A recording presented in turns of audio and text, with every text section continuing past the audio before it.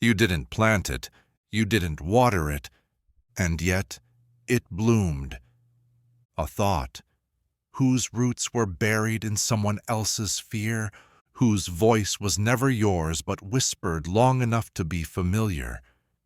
You never chose it, and yet it is you now, not insidiously, but like a melody, with a rhythm, with a cadence disguised as truth, and like any echo, you take it to be the origin.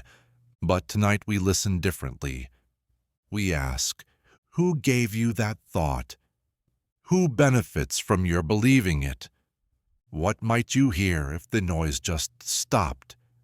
Let it stop, let it unspool, and beneath the thought, find the self who never asked to have it. Close your eyes, not to shut the world out, but to let the other world in, the quiet one behind your eyelids, where silhouettes walk backwards and clocks dissolve into fog.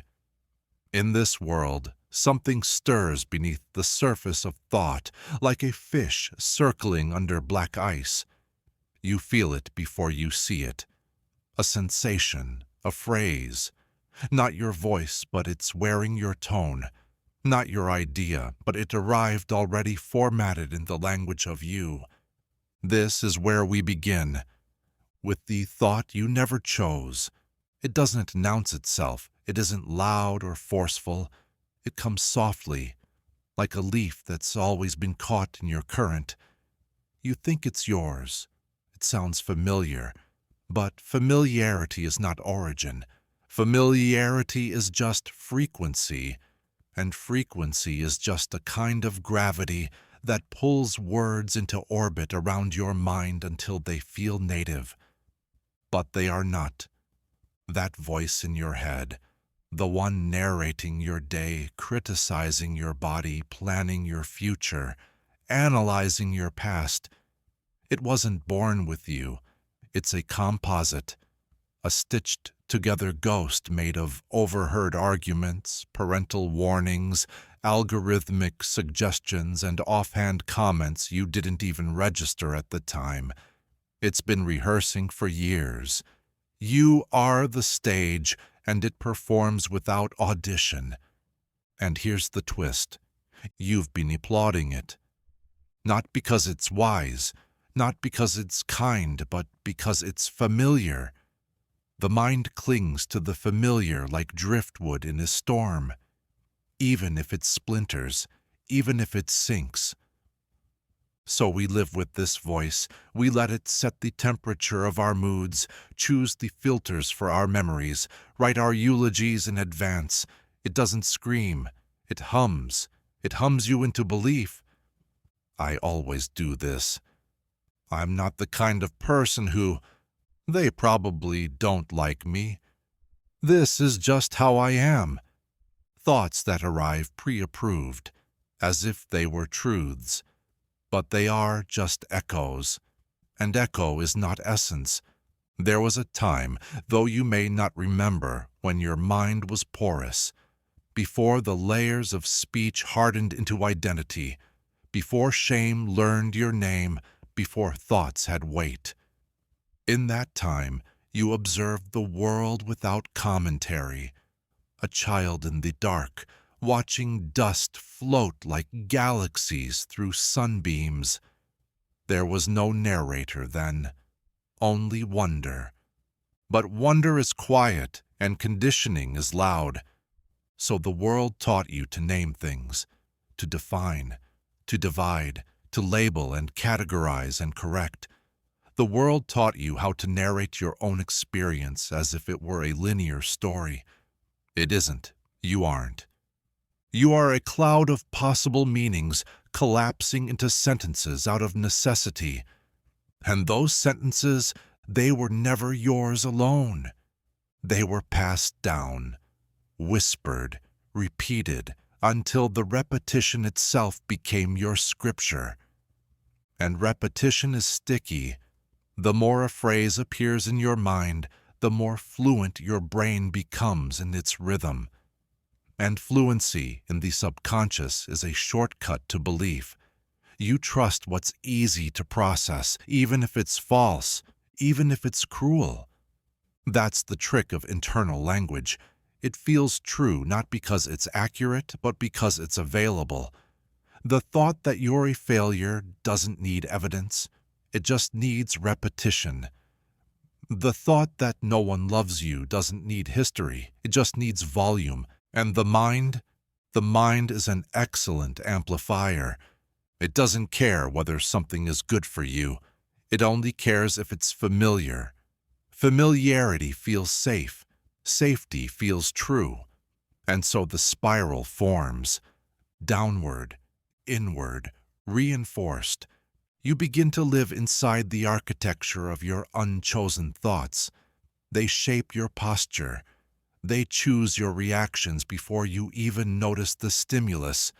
They drag memories from the shelf that align with them and discard the ones that don't. They curate your past and decorate your future, all while pretending to be you. But you are not your thought stream. You are the riverbed beneath it. The awareness watching, noticing, and noticing is the first crack in the illusion. Because when you notice the thought, really notice it, you begin to hear its accent, its rhythm. You realize it was inherited, that it sounds suspiciously like your mother's anxiety, your teacher's disappointment, your ex's bitterness, your culture's mold. You realize this voice was trained, and if it was trained, it can be retrained. This is the part where the illusion begins to shift. Not because the thought disappears, but because the spell is broken. The automatic becomes visible. The implicit becomes absurd. You hear the thought, "I'm not good enough," but now it sounds like a puppet. And the strings are showing, the voice is still there, but now you see the speaker. And the speaker is not you. It's 1,000 borrowed phrases arranged in a trench coat trying to pass for identity. Let them go. Let the thought rise, but do not serve it tea. Let it speak, but do not let it stay. It is a tourist in your consciousness. It does not own the land. And in its place, silence. A holy, fragile silence. Not the absence of thought, but the presence of choice. In that space, you begin to author, not perform, not repeat. Author. You write a new phrase. Software, unsure, but real. I am not that voice. You say it again. I am not that voice. You feel the resistance. That's the spell trying to reassert itself. That's the illusion not wanting to be named. Name it anyway. I am not that voice. And in that whisper, a door opens, not into certainty, but into possibility. And possibility is where the truth begins again. There is a mirror in your mind. You've looked into it your whole life, though you've never questioned what it reflects. It doesn't hang on a wall. It follows you. It exists just behind your eyes, flipping reality into interpretation with such seamless skill that you forget there's a difference. You think you're seeing the world, but really, you're seeing the mirror. And this mirror, it lies. But not with malice, not with sharp deceit. It lies gently, softly, with the affection of an old friend who doesn't want to hurt your feelings. It smooths out your contradictions, rounds off the sharp corners of regret. It stretches the good memories across the canvas of your identity and folds the painful ones into shadows. It doesn't erase. It just edits, and because it edits in your voice, you trust it. But what happens when a mirror tells the same half-truth again and again? What happens when reflection becomes fabrication by repetition? It begins with the smallest distortions. You remember a moment differently, not because you're dishonest, but because the mirror filtered it through survival, through ego, through hope. You retell the story, and in the telling, the shape of it shifts, not by design, just by ease. The easier version becomes the true version. The mind craves narrative, not accuracy, and so the lie is subtle. You recall the way someone left, and the mirror dims the parts where you pushed them. You recall a childhood joy, but the mirror leaves out the edge of loneliness you felt beneath it. You say, "I've always been this way," but the mirror doesn't show the thousands of small changes you've denied. It lies by omission, and omission, repeated, becomes identity. You become what you see, but you see only what the mirror lets through. That's the trick, because mirrors don't show truth. They show angles, and the angle is always yours. Turn slightly, and the entire shape of your reflection changes. Turn again, and who you are becomes unrecognizable. So who is real? The face in the mirror, or the one outside a frame unseen? This is the soft terror of self-awareness. To realize that the person you believe you are is a composite illusion, edited daily by an internal mirror too fragile to be questioned. And yet, we believe it. We believe the voice that narrates our days. We believe the reasons we invent after the choices we make. We believe our intentions were always pure, our wounds always undeserved, because that is what the mirror shows us. It lies for our comfort. But that comfort is costly, because when the mirror softens your own flaws, it also exaggerates others. It tells you they were the problem, that you were misunderstood, that your silence was noble, that your anger was righteous.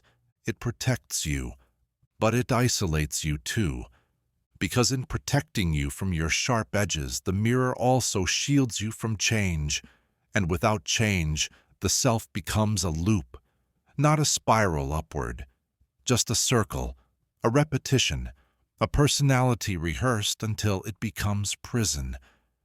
And what is a prison built of gentle lies, familiar, warm, and invisible? You might feel it now, the ache of misalignment, a tension between what the mirror says and what the world reflects back. You try harder to make them match. You polish your image. You become careful with your stories, not to deceive, but to maintain coherence.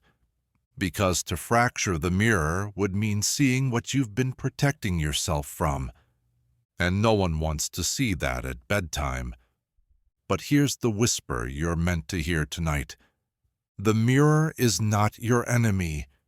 It was built to protect you when you had no words for your pain, when your nervous system needed to believe in safety, in coherence, in continuity. It gave you a version of yourself you could carry. But you're older now, and you don't need its lies to survive. You need the fog to lift. Because beyond the mirror, beyond the familiar contours of your rehearsed identity, there is a version of you that does not flinch from the truth. A version that can hold contradiction, that can be flawed without shame, that can look at the unedited reflection and say, yes, this too is me. And that version is free, not from pain, not from failure, but from illusion. And freedom from illusion is a kind of peace deeper than comfort. So let the mirror wobble tonight. Let the image blur.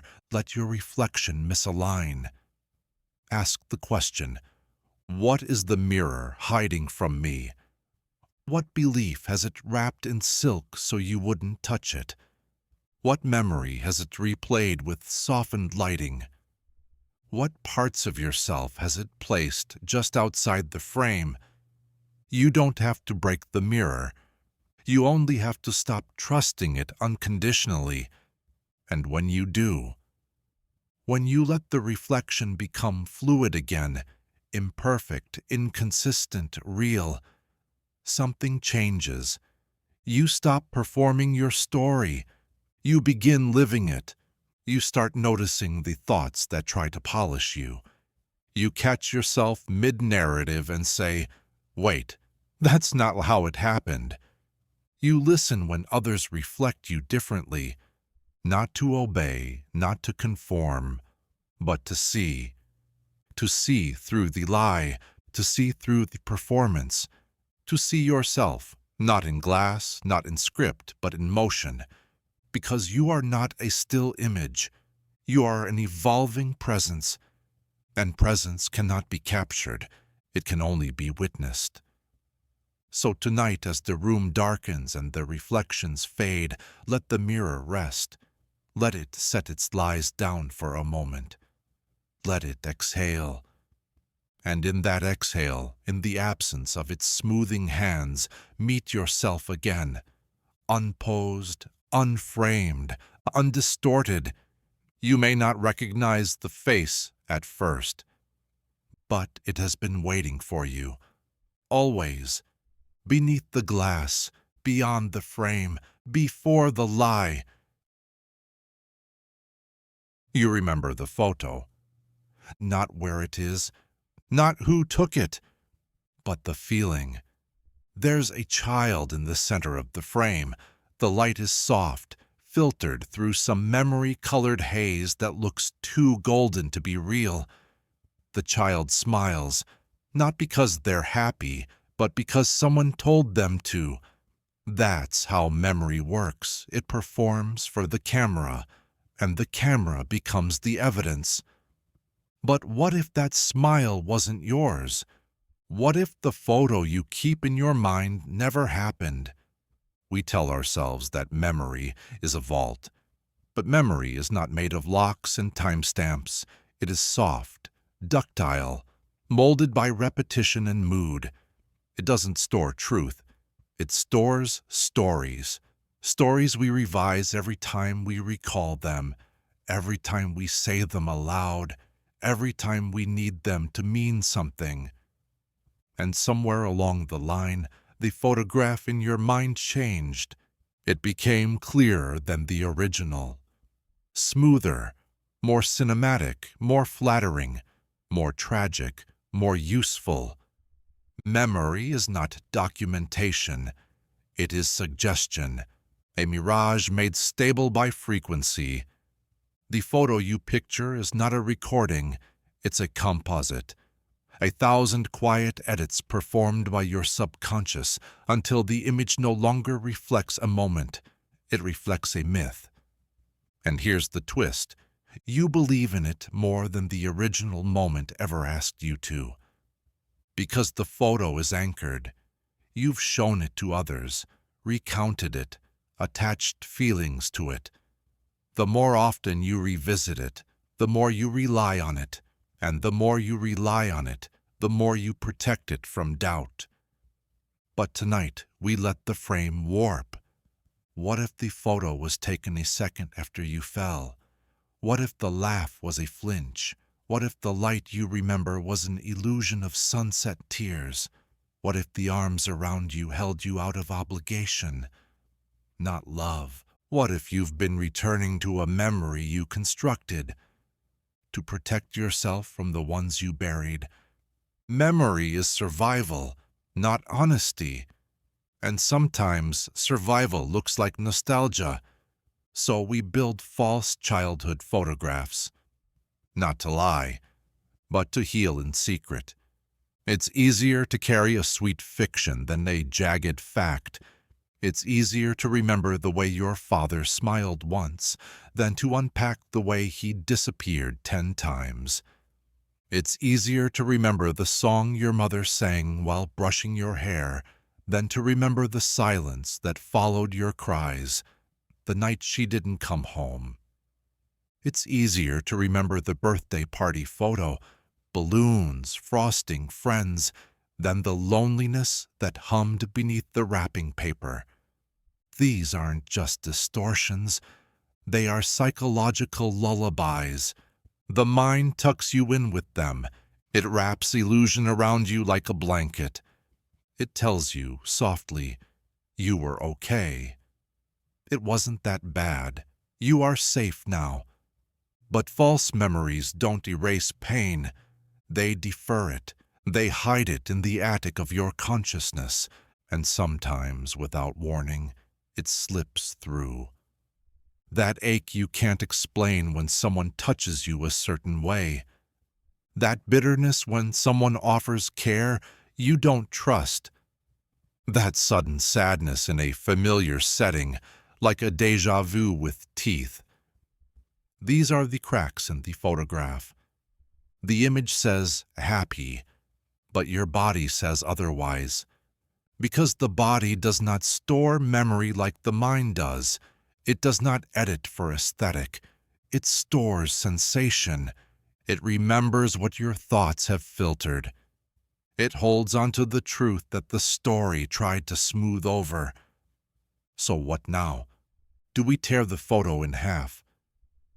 We hold it gently. We look at it again, not to destroy it, but to understand it.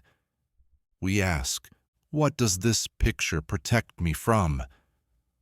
What am I afraid to remember? What version of myself have I needed to believe in order to survive? Because maybe the photo is both true and false. Maybe the child in the picture did smile, but maybe they also cried 5 minutes later and no one came. Maybe both stories are true. Maybe you are allowed to carry both. You were loved and neglected. You were safe and alone. You were cherished and unseen. This is what false photographs fail to capture: the contradiction, the complexity, the emotional chiaroscuro of childhood. But you can hold it now. You can look at the photo and say, this was not the whole truth, but it was a part of it, and I forgive myself for needing it. Because that's what these illusions are. Coping strategies with Kodak borders, emotional artifacts printed by repetition, laminated by longing. And when you're ready, when the ache no longer pulses like a warning, you can create a new image, not a replacement, an addition, a photo where the child is still smiling, but the shadows are visible now. A photo where you're not pretending, where you're not frozen in one feeling, where you're allowed to be whole. And in that image, you are not performing, you are becoming. So as you drift into the quiet spaces of thought, ask yourself, what photo am I still carrying that no longer holds me? What story have I rehearsed into a prison? Let the frame widen, let the light flicker, let the memory breathe. And if tears come, let them fall without needing explanation. They are not tears for something lost. They are tears for something finally found. A memory not made to protect, but to reveal. Somewhere beneath the singing voice, beneath the blanket, beneath the nightlight glowing like a distant planet in a child's room, there was a lie. Not the kind that shouts, the kind that hums, a lullaby, software, slow, sweet, a song you've heard in many languages, from many mouths, each one gently offering sleep, and inside the sleep, compliance. Lullabies were your first hypnosis. They told you the world was safe. That monster stayed in dreams, that if you were good, if you were quiet, if you closed your eyes, nothing would harm you. But monsters never obeyed lullabies. They learned to knock quietly, sometimes from the inside. This is the lullaby's secret. It wasn't written for you. It was written for the people who needed you to sleep. Sleepy children ask fewer questions. Stillness is easier to parent than chaos. Silence is easier to ignore than pain. So the song became a spell. Hush now. Don't cry. Don't move. Don't think too hard. It didn't mean to lie. It just wanted peace. But peace built on denial is not peace. It's sedation. And so you drifted off each night, not just into dreams, but into programming. You learned that softness meant safety, that discomfort should be soothed away, that you should never wake someone up even if you're afraid, that your fear is inconvenient. And so, as the song played again and again, you internalized its rhythm. You stopped crying at night, not because the fear left, but because the fear had no place to go. It stayed, it nested, it learned the melody. And now, as an adult, you hum the lullaby to yourself in other forms. I'm fine. It's not that bad. I shouldn't feel this way. I just need to relax. You sing yourself back to sleep, even when the house is burning. That's the lie beneath the lullaby. That stillness is always safety. That quiet means peace. That you are better off, muted. And sometimes the lullaby isn't a song. Sometimes it's a rule, a look, a lowered voice that tells you what is and isn't allowed in this house, this family, this body. Some lullabies were not melodic. They were policies. Don't talk about that. Don't make it worse. Don't be dramatic. Don't be like your father. And you learned. Oh, how quickly you learned. You sang yourself to sleep inside of conversations. You swallowed your reactions. You made yourself small. Because silence was survival. And survival feels like peace when you're young. But now, in the quiet hours of adulthood, the song feels wrong. The melody turns sour. The comfort becomes constriction. You hear it playing beneath your relationships, your avoidance, your inability to speak what aches.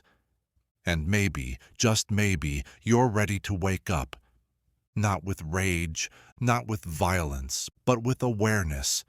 To look at the lullaby and say, "You served me once, but I don't need you to keep singing."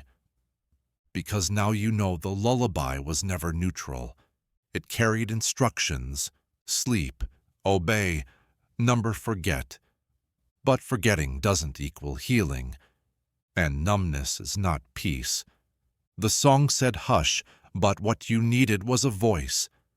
The song said close your eyes, but what you needed was to see. The song said you're safe now, but you never were. You only pretended to be, because that's what good children do. They pretend. And then they grow up into adults who don't know why they flinch when someone raises their voice, who can't explain why intimacy feels like a trap, who feel guilt when they try to speak truth. Because the song still lives in the nervous system. It echoes, and echoes don't stop on their own. So tonight you are invited to unsing the lullaby, to play it backward, to decode it, to listen to what it silenced. Maybe the tears come. Maybe the body trembles. Maybe you remember something you didn't know you forgot. Let it. This is the lullaby unraveling. This is you becoming louder than the song. You do not need to hush. You do not need to please. You do not need to sleep to be loved. You are allowed to wake. You are allowed to scream, to sob, to ask questions with shaking hands. You are allowed to rewrite the refrain. Speak now. Feel everything. You're allowed to move. You're allowed to remember. You're allowed to sing your own song, one that holds complexity, one that doesn't soothe away pain but makes room for it. Not a lullaby, but a reckoning. And after that, maybe even a rebirth. So tonight, when you feel the old melody trying to cradle you, ask it to pause. Ask, what were you trying to protect me from? What truth did you keep at bay? And then sit with that truth, in the quiet, in the dark, like a child no longer afraid of the night. Let it speak, let it stay, let it unsing the silence, and then, finally, rest. Not because the lullaby told you to, but because you chose to. You think of the past like a photograph album, a linear archive, snapshots of events bound by time and sealed by memory. You imagine flipping through the pages of your mind, event after event, truth after truth, each one preserved in amber, untouched, unchanging. But that's not how memory works. Your past is not a storage unit, it's a theater. And you are the playwright, the actor, the lighting technician, and the editor, all at once. And the story, it changes. Every time you recall a moment, you alter it. Not deliberately, not deceptively, but inevitably. Because memory is reconstruction, not retrieval. Each recollection is a remix. Your brain does not pull events from a dusty archive. It rebuilds them, using scraps of sensation, fragments of context, the current mood you're in, and the version of yourself that's asking to remember. The past is not just what happened. It's what happened plus what you now believe about what happened. That belief changes everything. What you remember is not memory, it's narrative. So when you say, "This is who I am," what you're really saying is, "This is the story I've told myself the most." And stories are powerful, but they are also plastic. A single scene can shift your entire character arc. A single new interpretation can recast a villain into a wounded child, or a triumph into a trap. You remember the heartbreak, but you forget how often you doubted them before they left. You remember the betrayal, but you omit the 1,000 hesitations that preceded the final act. You remember the joy.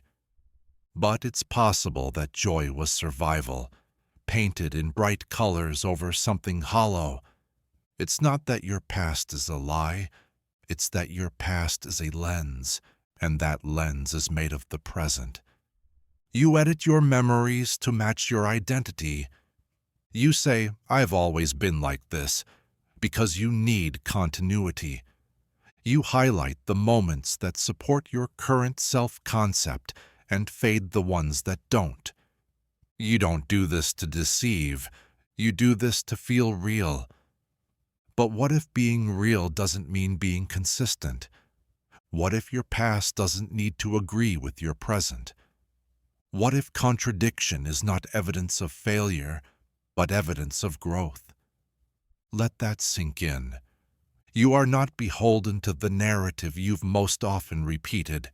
You are not defined by the highlight reel you keep playing for sympathy or validation.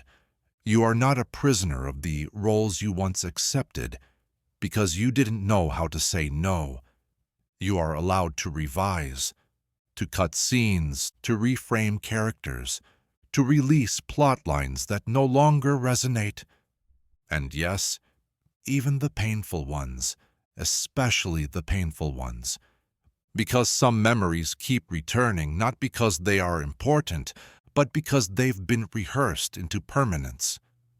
The more you revisit them, the more the neural pathway strengthens, and the more it strengthens, the more convincing it feels. Not true, just practiced. Ask yourself, What memory am I keeping alive that no longer feeds me? Which version of the story have I repeated so often that I've forgotten to question it? There are people who live entire lives shaped by memories that didn't happen the way they think they did. A single misunderstood glance, a misremembered tone, a conclusion drawn in childhood and never re-examined. These things become identity. I am not lovable. I always mess things up. They were the only one who really saw me. I was happy back then. But were you? Or does the story need you to be? Because nostalgia, too, is an edit, a softening of edges, a romanticization of survival. You remember the past like a home you were evicted from, but maybe that home was never safe. Maybe you're mourning the idea, not the reality, and that's okay. It's human to long for simpler versions of ourselves, to miss who we were when the world still made sense, even if that sense was built on scaffolding that later collapsed. But tonight, we lay down the myth, not to disrespect it, but to honor how far you've traveled beyond it. You can keep the memory, but let it breathe. Let it evolve. Let it become a painting, not a mirror, not evidence, just art, something you made, something you can unmake, something you can love without obeying. Because you are not obligated to believe everything you remember. You are not required to keep retelling the same version of yourself to feel consistent. In fact, consistency might be the most dangerous illusion of all. You are allowed to be contradictory, to hold multiple truths, to say, that was me, but it's not me anymore. That is not dishonesty. That is evolution. So tonight, let the past be liquid. Let it melt. Let it shimmer. Let it warp like heat waves on a road you no longer travel. You may still feel pain when you look back, but the story that held the pain can change. You don't need to rewrite it perfectly. You just need to know that rewriting is possible. And maybe tomorrow, when the old story knocks again, you won't answer. Or maybe you will. But this time, you'll tell it a new ending. There's a voice in your head that speaks in your cadence. It uses your slang. It borrows your fears. It sounds exactly like you, except it isn't. Not quite. It's a simulation, a sound check of borrowed scripts, a stitched-together stream of old dialogues, overheard fears, and emotional residue playing on repeat. It's not you. It's a recording. And it's been looping so long you stopped noticing. This voice narrates your every hesitation. It offers commentary on your reflection, critiques your tone of voice, questions your worth, your decisions, your desire to be different. It remembers every wrong thing you said in 8th grade. It replays arguments that never even happened. And the wildest part? You think it's helping. But recordings don't help. Recordings don't adapt. Recordings just replay. Over and over, volume up, clarity sharp, truth irrelevant. It sounds like an inner guide, but it's a ghost, a psychological voicemail left by everyone you've ever feared, admired, disappointed, or craved validation from. You inherited this voice, not by choice, by proximity. It's your father's sarcasm, your teacher's disappointment, your first heartbreak's silence. It's society's metrics dressed in your words. It's social media insecurities cut into the rhythm of your breath. It's shame set to autoplay. It's repetition disguised as reality. Because that's the trick. The more often you hear something, the more legitimate it feels. Your mind isn't a truth detector, it's a pattern matcher. If the pattern is loud enough, familiar enough, consistent enough, your nervous system will confuse it for wisdom. But the voice in your head does not evolve with you. It is static, fixed, unaware of your growth. It keeps speaking from the version of you it was recorded for. The child who needed to people please to avoid punishment. The teenager who confused attention for love. The adult who thought anxiety meant responsibility. This voice is a relic, but you treat it like prophecy. You consult it before speaking. You wait for its approval before feeling joy. You replay it to validate your pain. You believe it when it whispers, "That was stupid. You're not good enough. They're going to leave." And every time you believe it, the recording rewinds, starts again, stronger now, and you wonder why the volume won't drop. You try affirmations, journaling, therapy, spiritual retreats. But the voice remains. Because the goal was never to delete it. The goal is to see it, because once you see it, you stop mistaking it for self. You start to notice when it speaks out of habit, not insight. You recognize the moment it interrupts your joy with fear, the moment it hijacks peace with a scenario that hasn't happened. You hear it clearly, and you ask, whose voice is this really? And the silence that follows, that's yours, that's your voice. It doesn't speak with force, it doesn't shout, it waits. It lives in the space between reaction and response. It's the part of you that notices rather than narrates, that watches thoughts pass without grabbing them by the throat, that sees fear and does not become it. This voice, the real one, is quieter than the recording, because it doesn't need to convince you. It knows, and what it knows is this: you were never meant to be narrated. You were meant to be experienced. You were never meant to internalize your critics. You were meant to outgrow them. You were never meant to think your way into worthiness.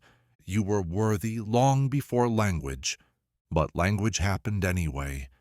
Words were taught to you before you knew what they meant. Opinions were handed to you before you could defend against them. You were shaped by syllables that didn't belong to you, and so the recording began. But now you are older. Now you can recognize the voice not as law, but as artifact, a fossil of who you had to be to survive, not a guide, not a friend, just familiar. And familiarity does not equal truth. So what happens when you stop repeating it? What happens when you pause mid-thought, mid-insult, mid-panic and ask, do I even believe this? Maybe nothing, maybe everything, maybe the recording stutters, maybe it loops again, louder, panicked that you noticed, but eventually it weakens, not because you silenced it, but because you stopped feeding it. The mind loves what it practices. So stop practicing self-interruption. Stop practicing shame as default. Stop rehearsing regret like it's a ritual. Instead, make space, not for perfection, for presence. Let thoughts pass without chasing them. Let discomfort rise without translating it into failure.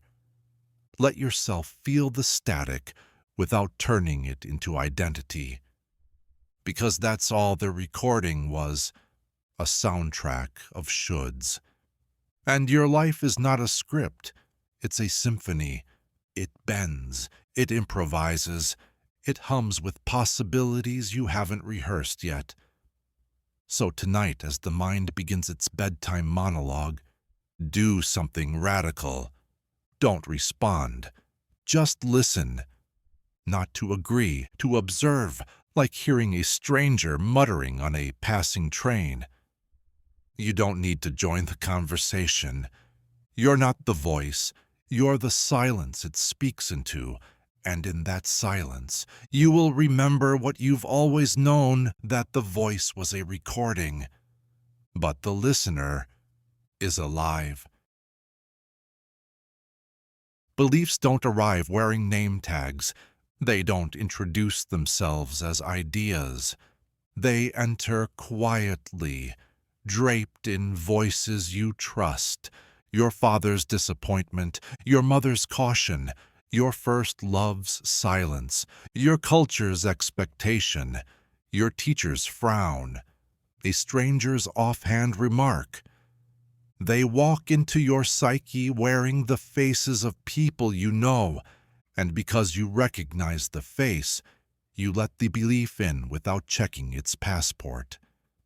Some came in when you were too young to argue. Some were whispered during moments of pain. Some disguised themselves as love. You didn't believe them because they were true. You believed them because they came from familiar mouths, and now they live inside you. As instincts, as habits, as the invisible fences between who you are and who you're afraid to become. You think it's just how you are. I don't like attention. I'm just not good with money. I'm not creative. I need to earn rest. I always mess things up. But look closer. Whose voice shaped that belief? Was it yours? Or was it someone you feared losing? Someone you once wanted to impress? Someone who made you feel seen, on the condition that you stayed small? Beliefs dressed as familiar faces don't sound like warnings. They sound like truths. But truths don't need to be repeated. Only lies require rehearsal. You repeat them because they've become your safety code. Follow these rules, stay accepted. Follow these rules, avoid abandonment.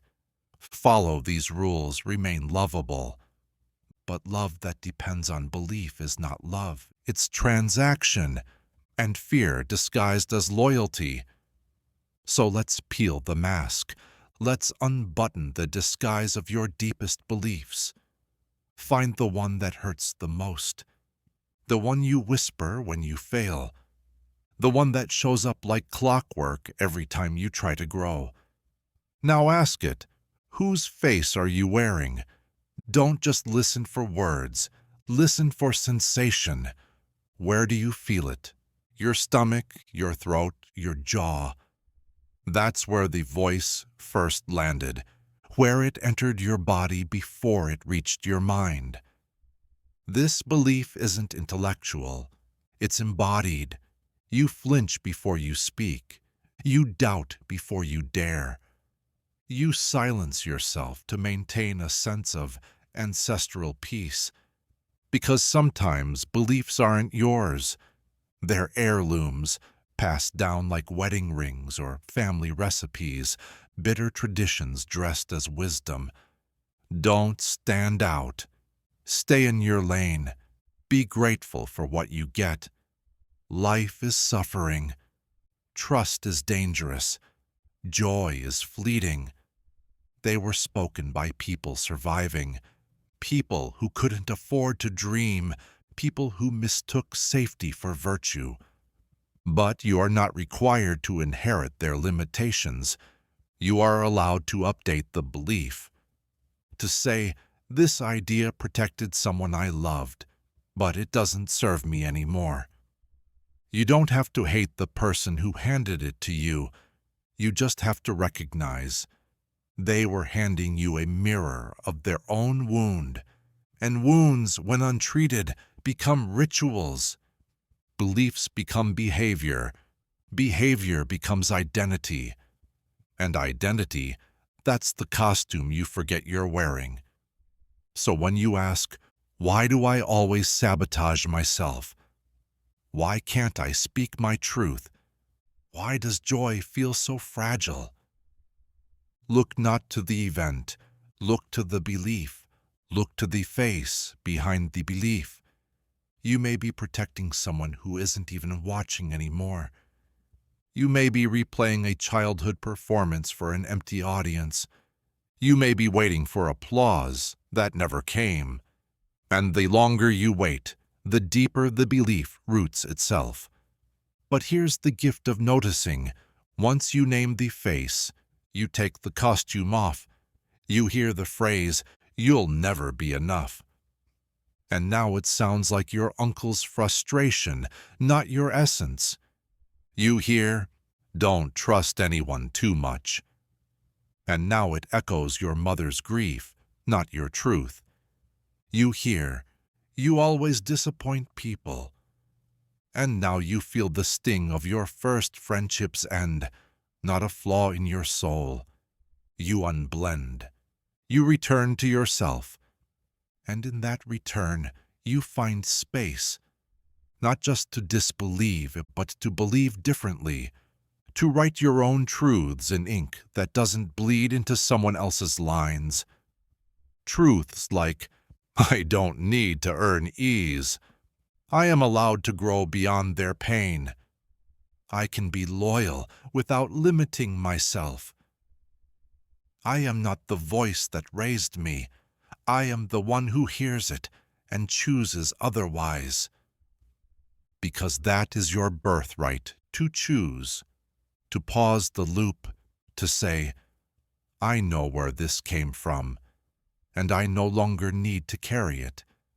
And the moment you do, the face slips off, the belief floats, it loses weight, not because it was false, but because it was outgrown. You are not betraying anyone by evolving. You are honoring them by healing what they couldn't.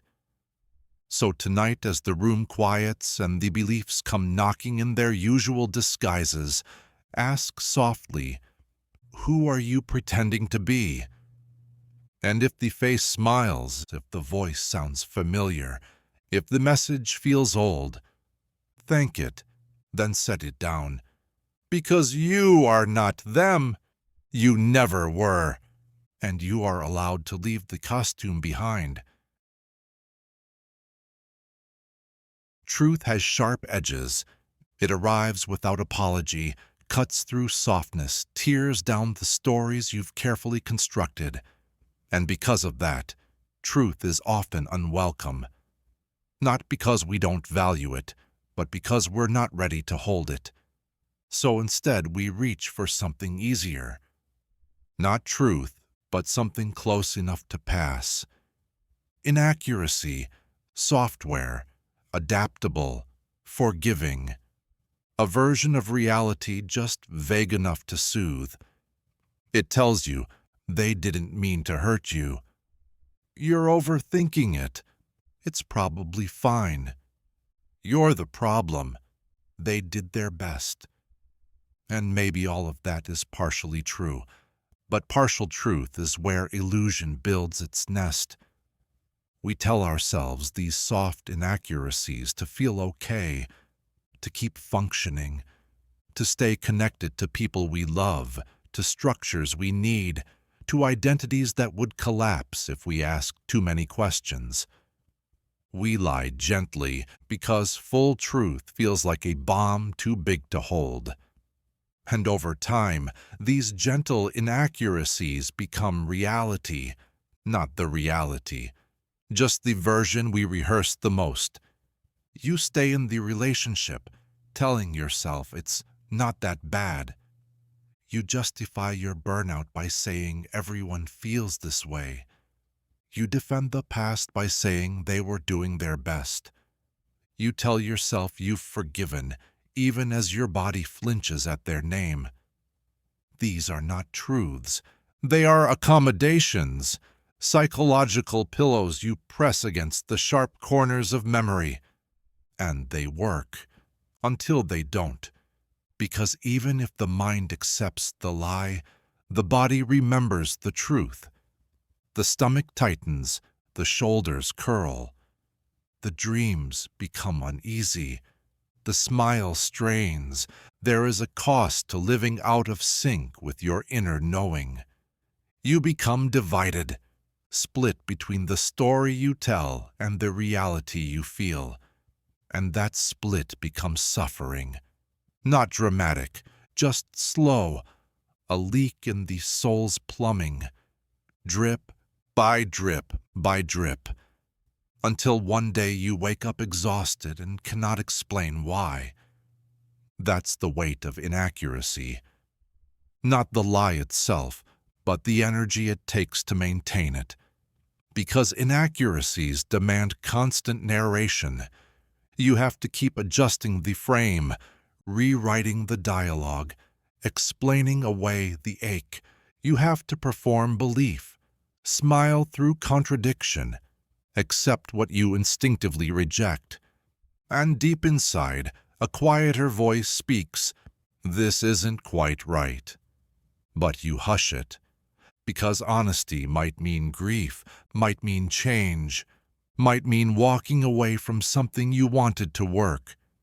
And so we choose comfort and call it clarity. We call trauma a phase. We call neglect independence. We call betrayal misunderstanding. We keep the illusion alive because it's too late to start over, because we've invested too much, because the lie has become home. But a lie, no matter how soft, is still a prison, and the longer you live inside it, the more it costs to leave. So tonight we ask gently, where am I still accepting almost truths? Where have I settled for stories that soothe instead of stories that awaken? This isn't about blame. This is about noticing. You don't have to rip the veil off in one violent motion. You can softly question. You can curiously doubt. You can turn toward discomfort with a whisper. I think I've been telling myself a version of this. And that whisper, that's the beginning of realignment. Because the truth isn't always harsh. Sometimes it's just quiet, waiting for you to stop defending the illusion. And when you do, it doesn't shame you, it welcomes you. Truth says, "Welcome back. You left to protect yourself, I understand, but you're safe enough now to return." You don't have to know everything. You don't have to confront it all at once. You just have to stop defending what no longer resonates. Inaccuracy served you once. It wrapped you in survival. It let you move through the day when full honesty would have paralyzed you. But now, you don't need the script. You can step off the stage. You can feel what you feel, without needing to rename it into something more palatable. You can say, yes, they hurt me. Yes, I ignored it. Yes, I lied to myself. Yes, I deserve better. And the sky won't fall. It may tremble. It may weep, but it won't fall. Because the moment you align with the unedited version of your experience, even if it stings, you come back into your body, back into presence, back into peace, not comfort. Peace. Comfort sedates, peace liberates, and there is nothing more peaceful than no longer needing to explain away your pain. So tonight, as you lie between yesterday and tomorrow, ask the softness inside you, what am I ready to stop pretending? Then breathe, not as someone who must be certain, but as someone willing to see. Let the gentle lies dissolve. Let the edges return, and let that be enough. There is a machine in your mind. It hums quietly in the background. You don't remember building it, but you feed it constantly. with what-ifs, worst-case scenes, imaginary dialogues, rehearsals of failures that haven't happened. You think you're being cautious, prepared, smart, but what you're actually doing is time traveling. This is anxiety, not a feeling, a function, a self-generating machine that projects your mind into futures so vivid, so emotionally charged, that your body believes they're real. And so it reacts. Your chest tightens, your breath shortens, your hands go cold. Why? Because the machine didn't just predict the storm. It made you feel like you're already standing in it. That's anxiety's trick. It brings tomorrow's fear into today's physiology. You sit safely on your couch, but your nervous system is fighting ghosts. Imagined failures, confrontations that don't exist, judgment that hasn't arrived. And this isn't new. You've been running simulations for years. You tell yourself, I just want to be ready. I need to prepare for the worst. It helps to play out every scenario. But does it help? Or does it trap you in timelines you never chose? Because the machine doesn't know when to stop. It loops, it refines, it finds new angles. And the more vivid the fear, the more real it feels. Anxiety is a time machine, but it never brings you to peace. It only loops you through versions of pain. Sometimes sharp, sometimes subtle, but always unfinished. Because imagined fear has no resolution. You can't solve a future that hasn't happened. You can only relive it over and over until your body forgets what calm feels like. You stop trusting silence. You stop trusting stillness. You think peace is laziness. You think joy is a setup. Because anxiety has conditioned you to believe that vigilance is virtue. But vigilance is not safety. It's just exhaustion in disguise. Your mind races because it's trying to outrun uncertainty. But uncertainty isn't a predator. It's the birthplace of all things: joy, discovery, love, change. Everything you seek lives beyond prediction. And that's why the machine keeps running, because to truly stop means stepping into the unknown without armor. And that's terrifying. So you run simulations instead. And each simulation burns more fuel. You rehearse rejection before you've been asked. You mourn loss before anyone has left. You decline opportunities before they've been offered. You apologize for things you haven't done. Because the machine isn't powered by reality, it's powered by possibility. Specifically the negative kind. And possibility has no boundary. So the machine has no off switch. Unless you notice it, not silence it, not fight it, not shame it, just notice. You watch it run like you would watch a storm on a distant horizon. You say, "Ah, there it goes again." You feel the tension rising. But you don't climb in. You don't time travel this time.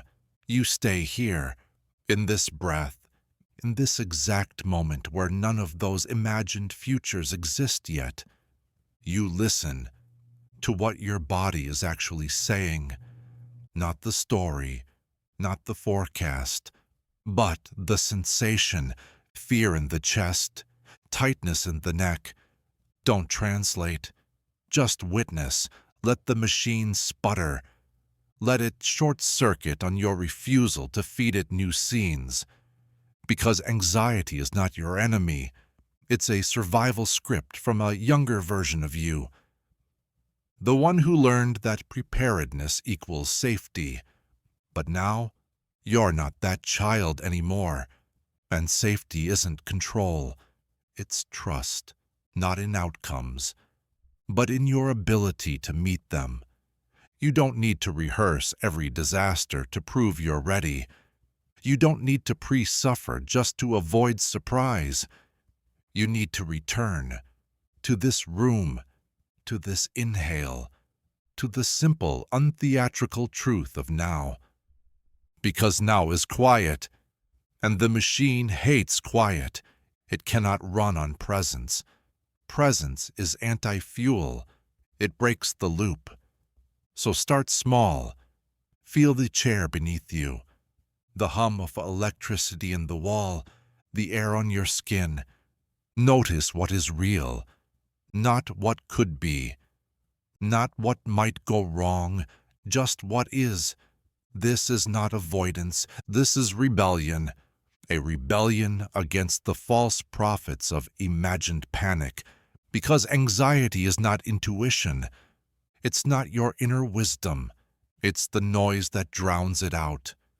Wisdom whispers, anxiety shouts, and you've mistaken volume for value. But now you hear the difference, and that difference gives you power. So when the machine spins up again tomorrow, because it will, you won't fight it. You won't surrender to it. You'll step outside of it and say, "That's one possible future, but I don't have to live it right now." You'll choose to come back to this second, to this self, and in that choice, the machine slows, maybe not forever, but for long enough to rest, long enough to breathe, long enough to remember. You don't need to time travel tonight. You are already home. Love, the softest word in the dictionary of the soul, the one that comes wrapped in music, in memory, in myth. But what if it's also a currency? What if the way we give it, and more disturbingly, the way we withhold it, follows a hidden economy, not of hearts, but of transactions? Because somewhere along the path of growing up, love learned to wear a price tag, a smile in exchange for compliance, affection in return for good behavior, validation rationed to the obedient. And so we learned not that love simply is, but that love is earned, with performance, with silence, with need. We became accountants of affection, keeping ledgers of who gave what, measuring attention in units of effort, tallying warmth against invisible debts. If I do this for them, maybe they'll stay. If I say this the right way, maybe they'll love me better. If I disappear, maybe they'll miss me. This is not romance. This is commerce. But the deception is elegant because the illusion wears perfume, and the perfume smells like safety. So we stay, bartering ourselves, trading truth for proximity, slicing pieces of the self to fit the budget of someone else's acceptance. Love in this framework becomes negotiation. Even in childhood, we began to learn the conversion rates. Attention equals approval. Neediness equals debt. Anger equals overdraft. You saw it in a parent's glance, in a teacher's tone, in the way "I love you" was said only after apologies. And over time, the subconscious ledger filled in, page after page, until the accounting became automatic. We say we're looking for love, but often what we're looking for is a favorable exchange rate. Someone who won't demand too much. Someone who gives a little more than we do. Someone whose praise balances our self-doubt. Because under the dream of connection, there's a deeper hunger. To be loved without owing anything. To be wanted, not for what we offer, but for what we are. But that kind of love, it doesn't play by economic rules. It doesn't check receipts. It doesn't do emotional math. It doesn't say, well, I texted last, so now it's your turn. True love is a terrible accountant, and that's why so many of us mistrust it. We've been trained to recognize love only when it's scarce, to believe love is real when it hurts, to mistake unpredictability for passion, to equate longing with value. If I want it this badly, it must be worth it. But no, not always. Sometimes we want what we never received, not because it was good, but because it was withheld. We chase the ghost of emotional debt, thinking if we just pay enough, we'll be free. But love, when real, does not ask you to bleed in installments. Love, when real, is not a loan with interest. It's not a subscription. It's not a loyalty program where you rack up points to earn affection. It is presence. It is witnessing. It is showing up even when there is nothing to trade. But the mind, conditioned by scarcity, flinches at this. Surely I have to do something to deserve this, it says. Surely I must perform, shrink, agree, laugh at the right jokes, never need too much, never take up too much space, never cry too loud. Surely love is conditional, because everything else has been. And so we play the game, even in intimacy, even when naked. We count. I did the dishes, so they should hug me. I made space for them, so they should call me back. I forgave them, so they owe me their change. But love, true love, is not a currency, and the moment we turn it into one, we lose its essence. Because the moment you trade for love, you make it optional. Transactional love is temporary love, because it only lasts as long as the exchange remains fair. But unconditional love, that terrifying, beautiful anomaly, it doesn't care about balance sheets. It survives betrayal, silence, mistakes, loss, not because it forgets, but because it chooses not to itemize. It says, "You were cruel today, you hurt me, and I'm still here." Not from weakness, but from depth, stillness, truth. But this kind of love, it's rare. Not because it's impossible, but because we rarely let ourselves believe we deserve it. We settle for emotional economies because they feel safer than surrender. We'd rather know the cost of love than risk discovering it's actually free, because then we'd have to face how long we lived without it. But what if, just tonight, you imagined a world without emotional ledgers? What if no one owed anyone anything? What if every act of love wasn't payment, but a gift? What if you didn't have to keep proving that you're enough, just to stay close to someone's warmth? What if your presence was the offering? And what if someone met it without measuring? That's terrifying, isn't it? Because then it would be real. And real is raw. It means showing up without a shield. It means being seen. No mask, no invoice, no refund policy. Just love, software, uncomplicated, complete. And it doesn't always feel safe, because safety isn't the absence of risk. It's the presence of truth. So tonight ask yourself, where have I been spending love like currency? Who taught me that I had to earn affection? What version of myself have I sold just to be held? And then pause. Feel the breath. Not owed, not counted, just given. The heart keeps beating, even when no one thanks it. That's love, unseen, relentless, yours. There's a moment, quiet, invisible, where the dream stops being a fantasy and starts being law. You don't notice the shift at first. The dream was small, software, a harmless story told by the part of you that still believed in magic. I'll be happy when. I just need to make them proud.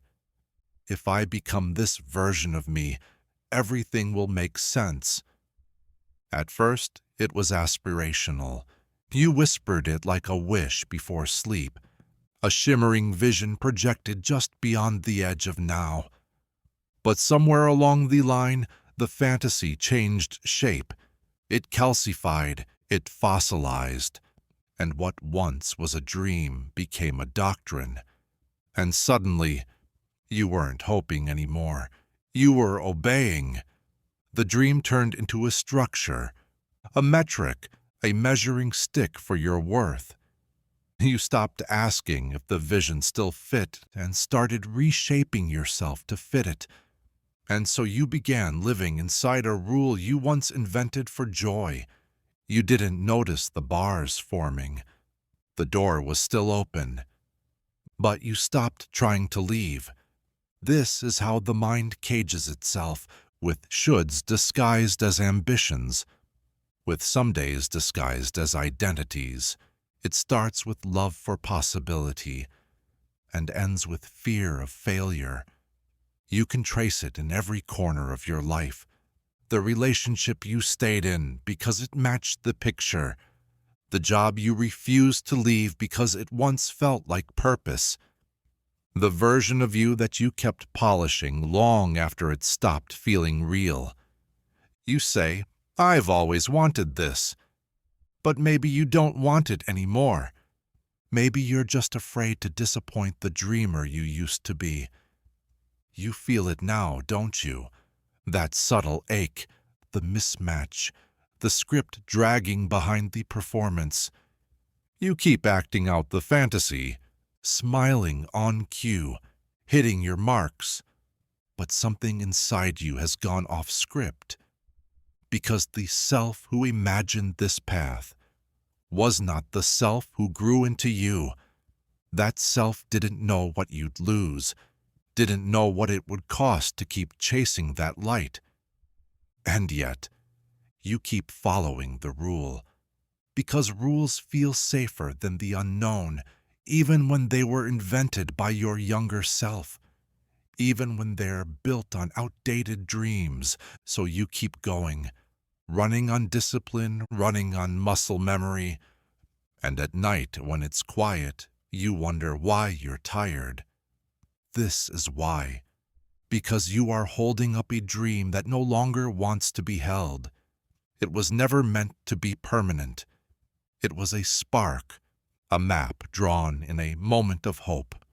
Not a verdict, but you turned it into a contract. Signed in silence, bound by fear. So tonight we ask, when did your dream become a rule?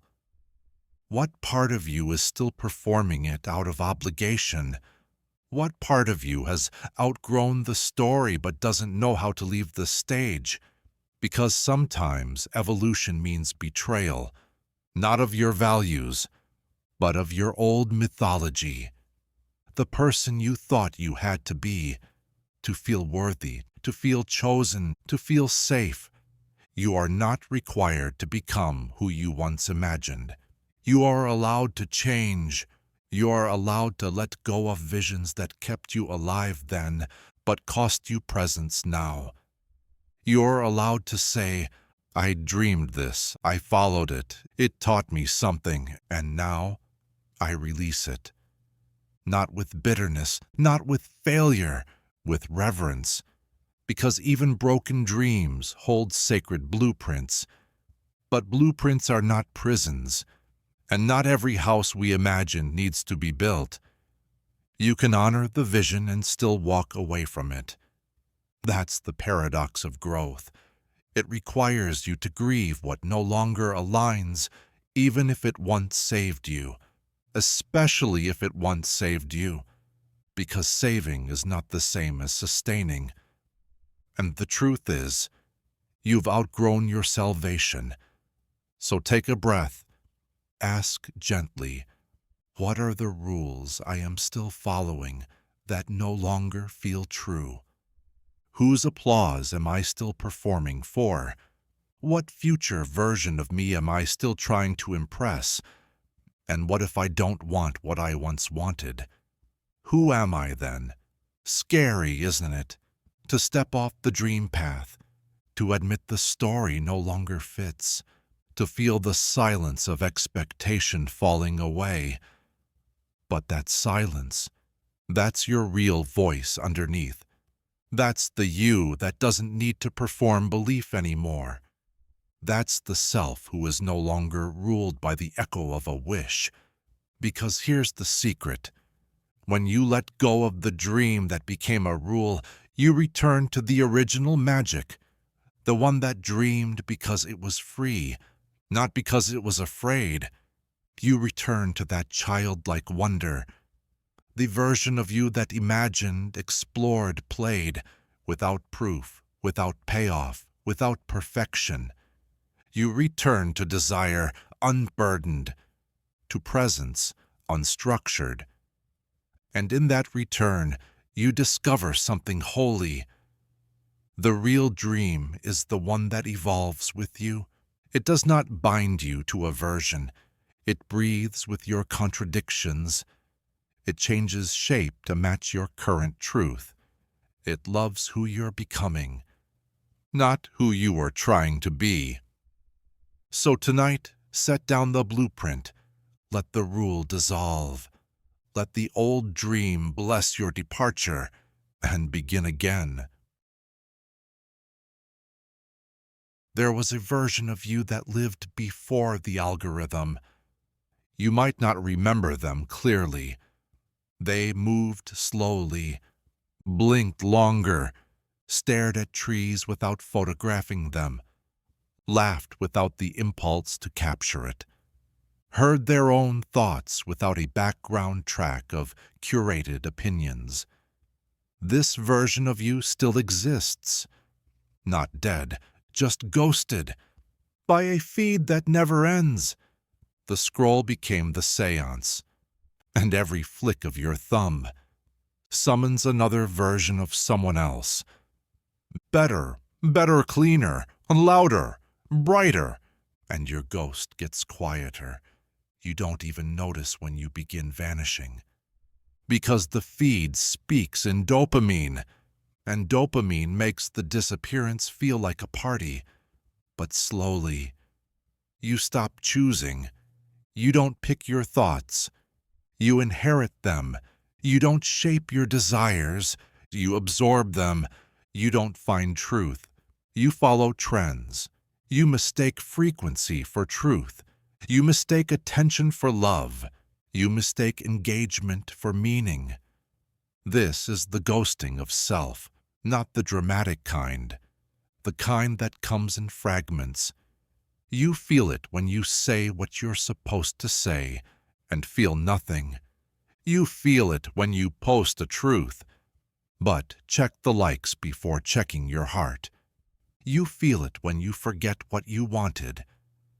Because the feed told you what's in this week, your identity becomes a collage, your voice a remix, your essence an echo, and under all of it, the ghost of who you were before you were constantly seen, the self who was messy, uncurated, curious without audience, alive without metrics. They still flicker sometimes, in the mornings when the phone is dead, in dreams where no one's watching, in moments of accidental silence. You remember, you were once a person before you were a profile, but now the feed is your mirror, and your reflection changes daily. Your worth sways with the algorithm. Your joy spikes, then crashes. Your opinions sharpen to survive. You scroll through lives you're not living, until you forget that you have your own. And in that forgetting, you become a ghost, not invisible but incorporeal, present without weight, alive without agency. You move, but you are moved. You think, but the thought is planted. You speak, but the voice is assembled. And deep down something aches, a longing not for the past, but for presence. You miss being, not for show, but for self. You miss the taste of a moment unsupervised, the feel of time unedited. But the feed is loud, and the ghost is quiet. So you scroll, and the ghost watches. They whisper, "Is this really you?" You pause, but not for long, because pausing means listening, and listening means feeling, and feeling is inconvenient when the feed needs feeding. So you keep going, until one day, the ghost grows louder. They speak in restlessness, in burnout, in sudden, unplaceable grief. You feel it in your spine, a hollowness not from lack, from too much everything, too much everyone, and not enough you. So tonight you're invited to sit with the ghost, not to mourn, to remember.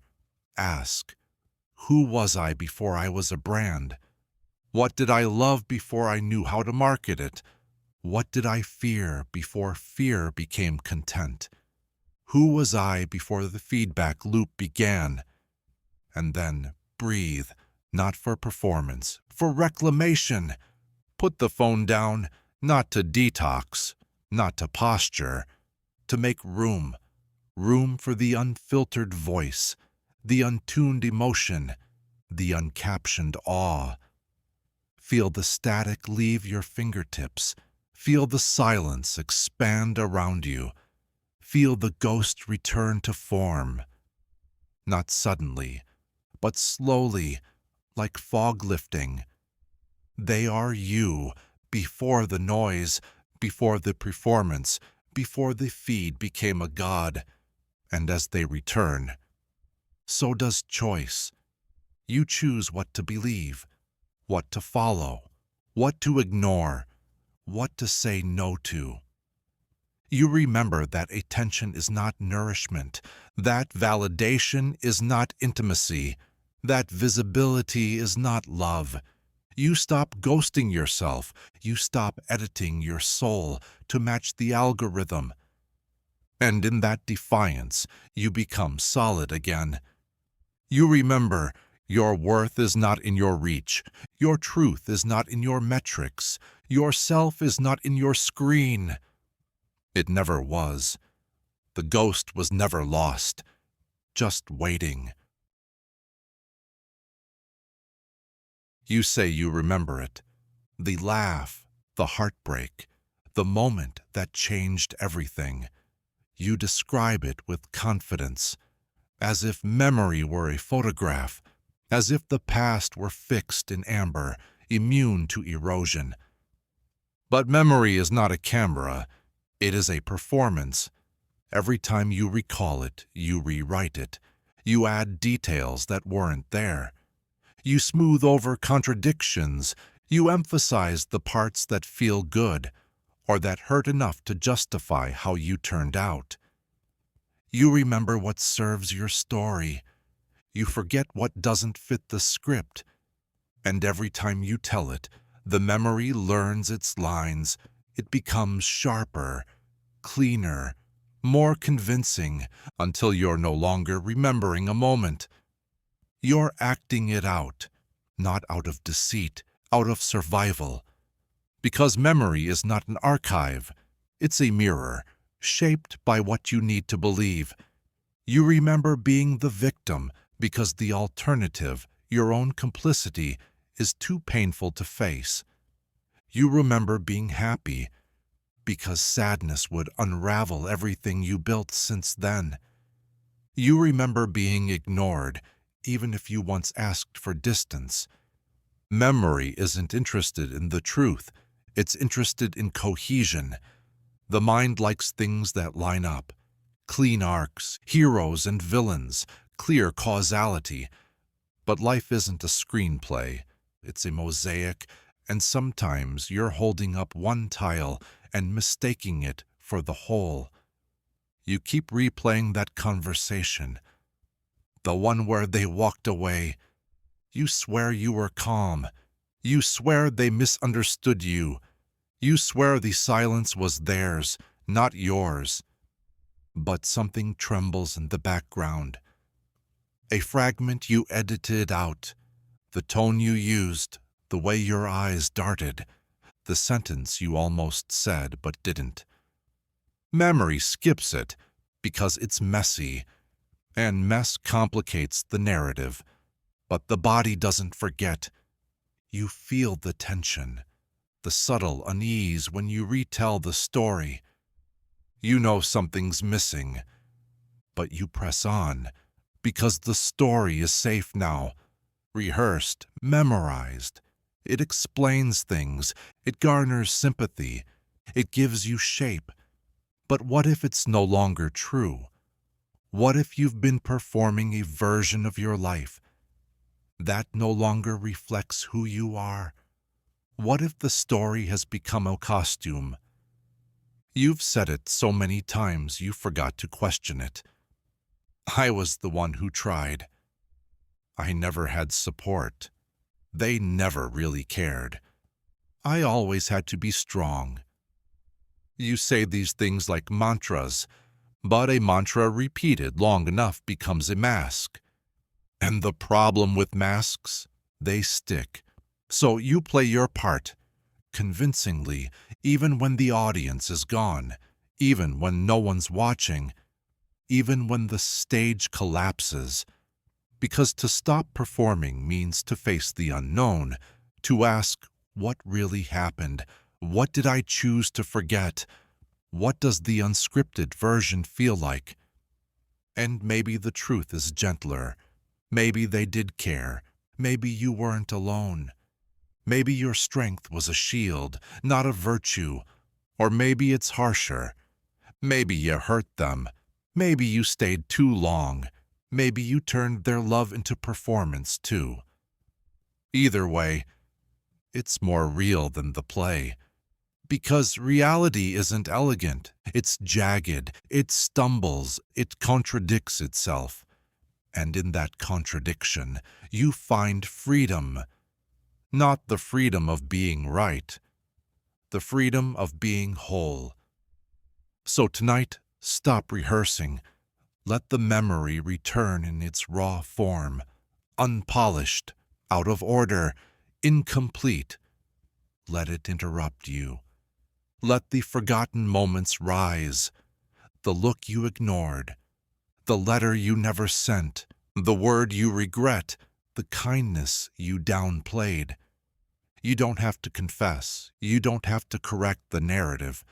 You just have to see it.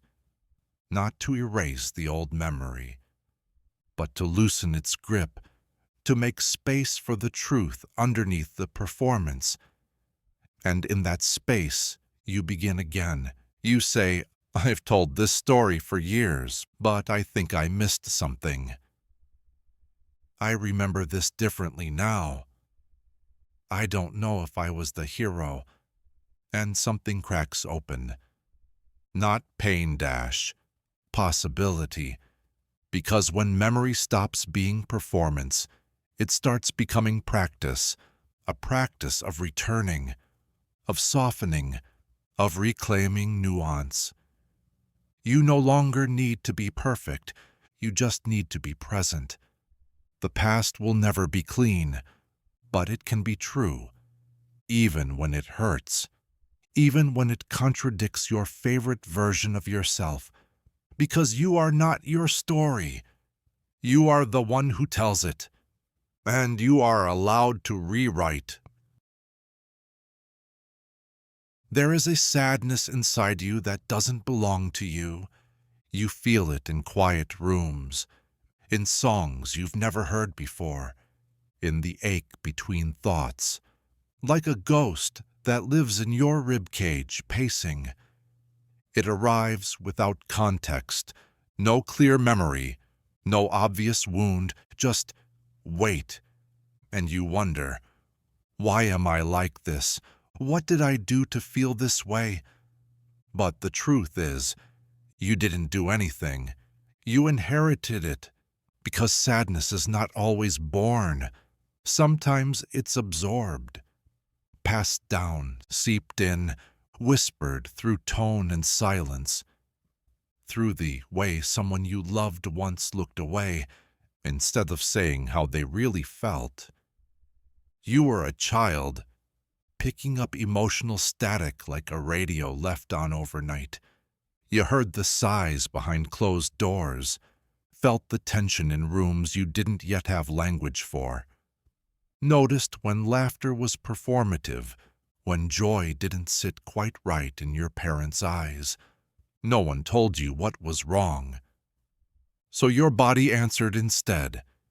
It carried it, stored it, tucked it into your muscles and dreams, and now you mistake it for your own.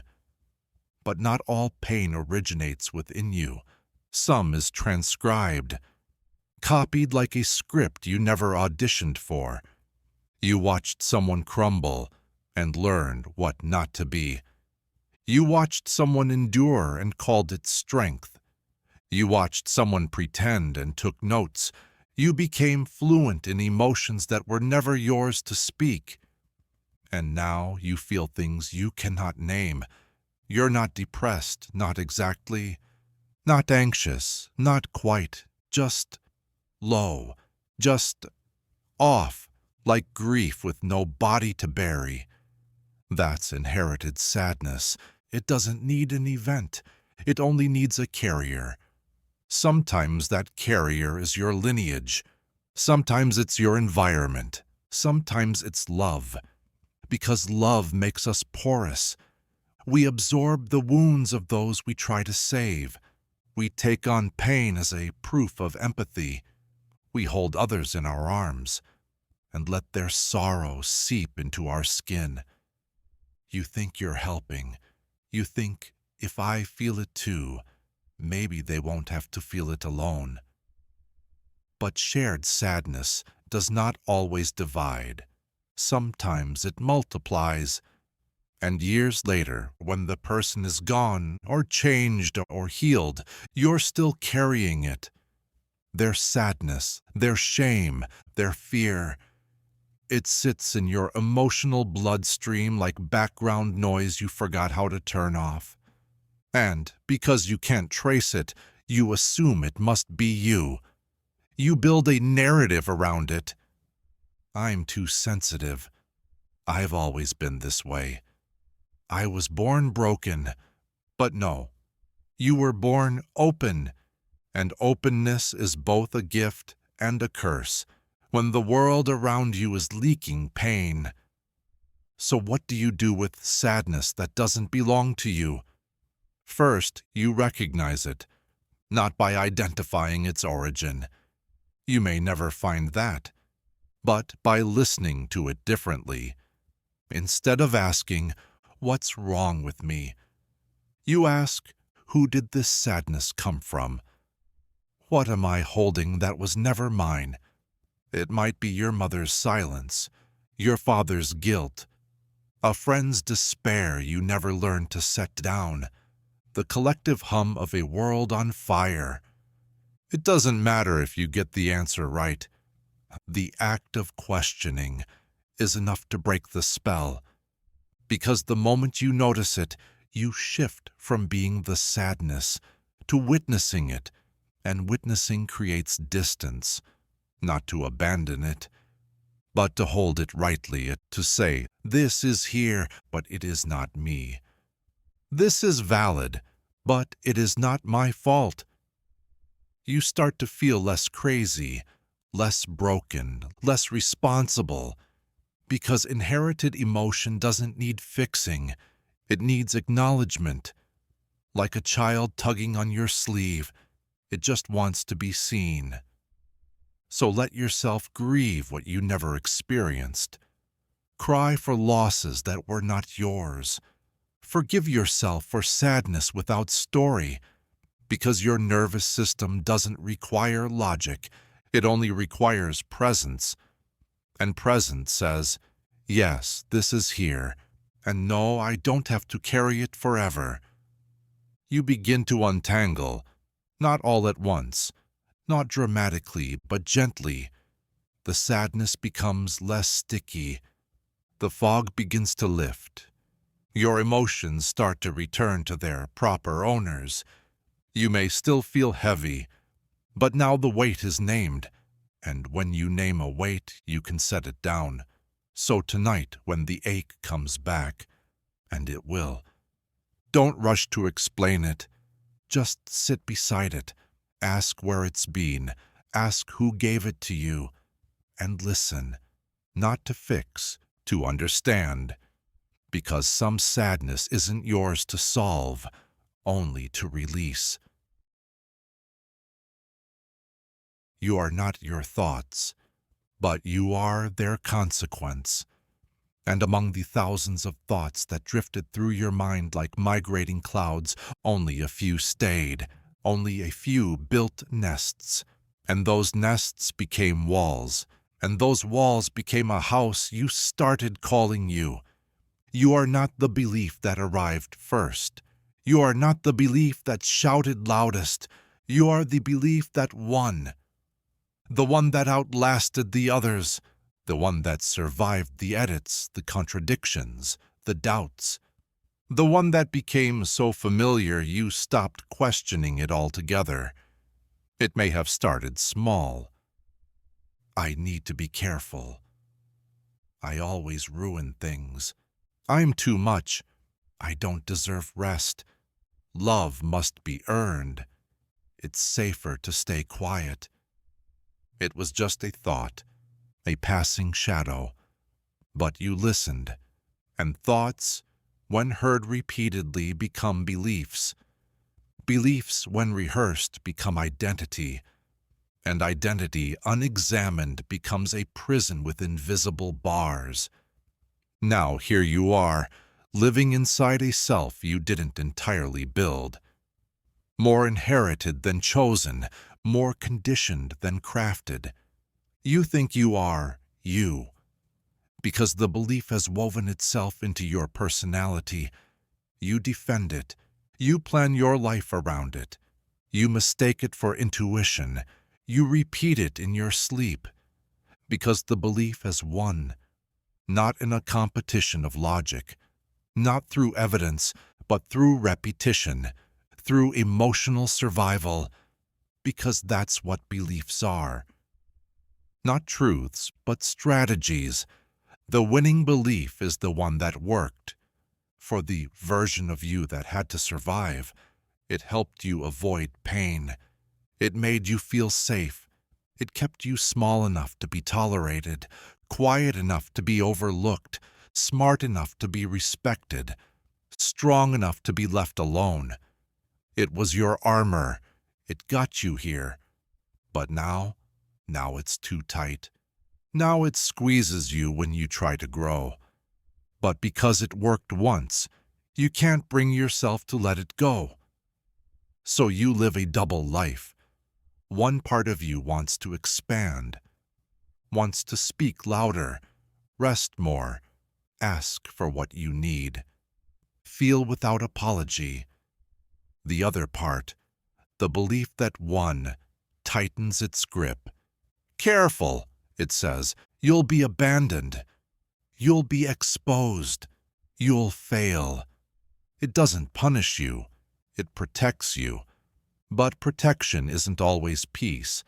Sometimes it's a loop, a belief that keeps proving itself through the life it forces you to live. Because the belief doesn't just live in your head. It shapes your choices, your patterns, your tone of voice, your friendships, your lovers. You attract mirrors for the belief. If the belief says you're not enough, you'll find people who confirm it. If the belief says you must perform to be loved, you'll surround yourself with audiences, not partners. And then you'll say, "See, I was right all along." number you were repeating. There's a difference. You weren't right. You were reenacting. The belief was the director. You were the actor. The world was the stage. But you've performed the same scene too many times, and your body is tired of pretending. So tonight, we ask the hard question, what belief has been running my life? What belief survived while others died? And do I still want it to live inside me? Not every belief is bad, but not every belief belongs forever. Some were true then, not now. Some were helpful once. Now they hinder. Some were yours. Some were handed to you. From a parent, from a trauma, from a mistake that felt too big to outgrow. And beliefs don't leave easily. They entrench, they fortify, they make you think they're you. But you can recognize them. You hear them in the script you repeat when you fail. You hear them in the reason you don't try.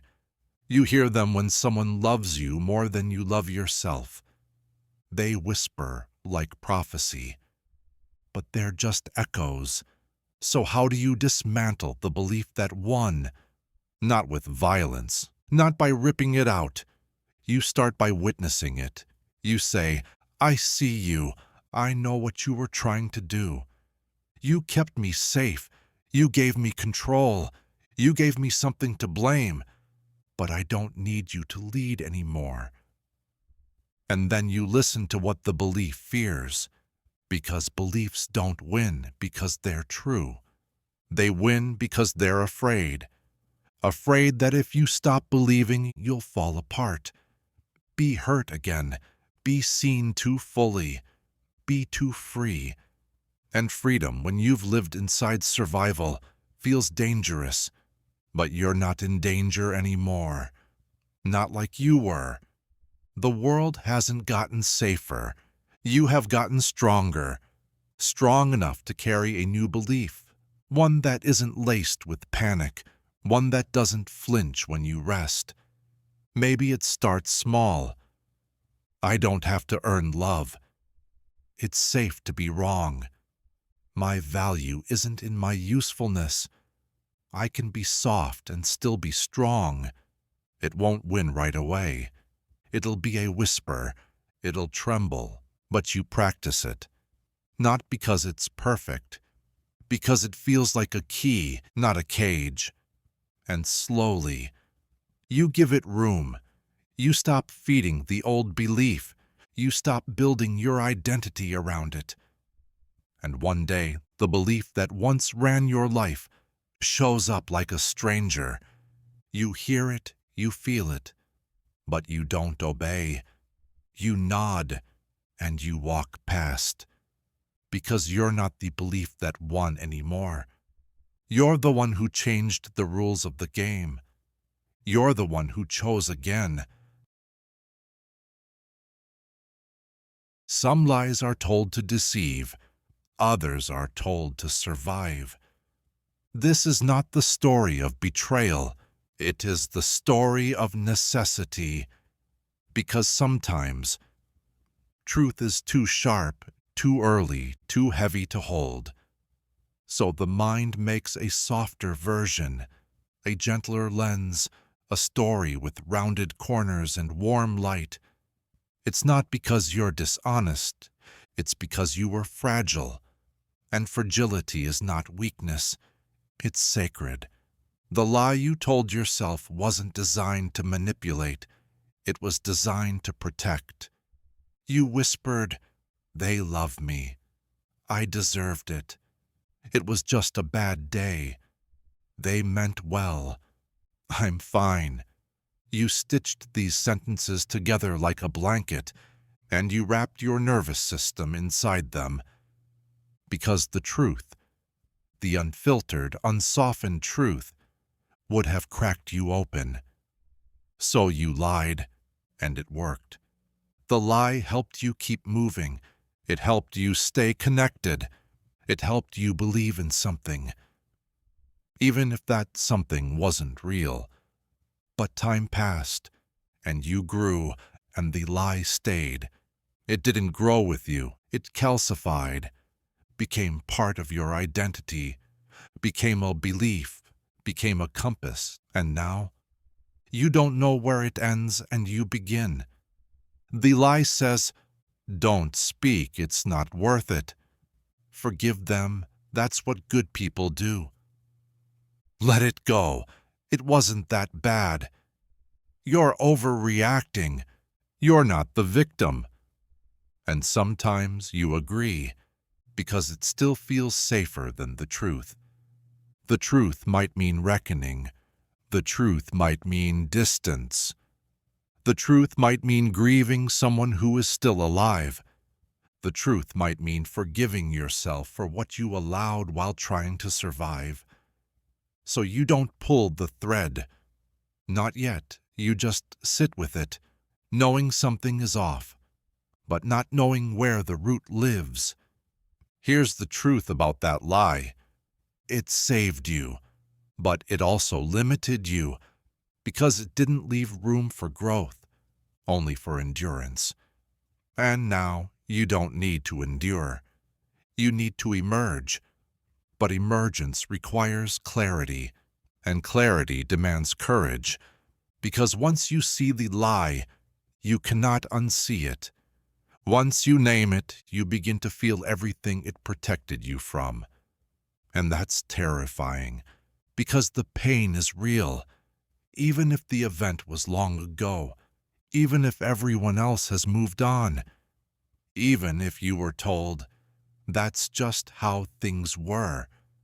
But you lived it, your body remembers it, and the lie was the lullaby you sang to survive it.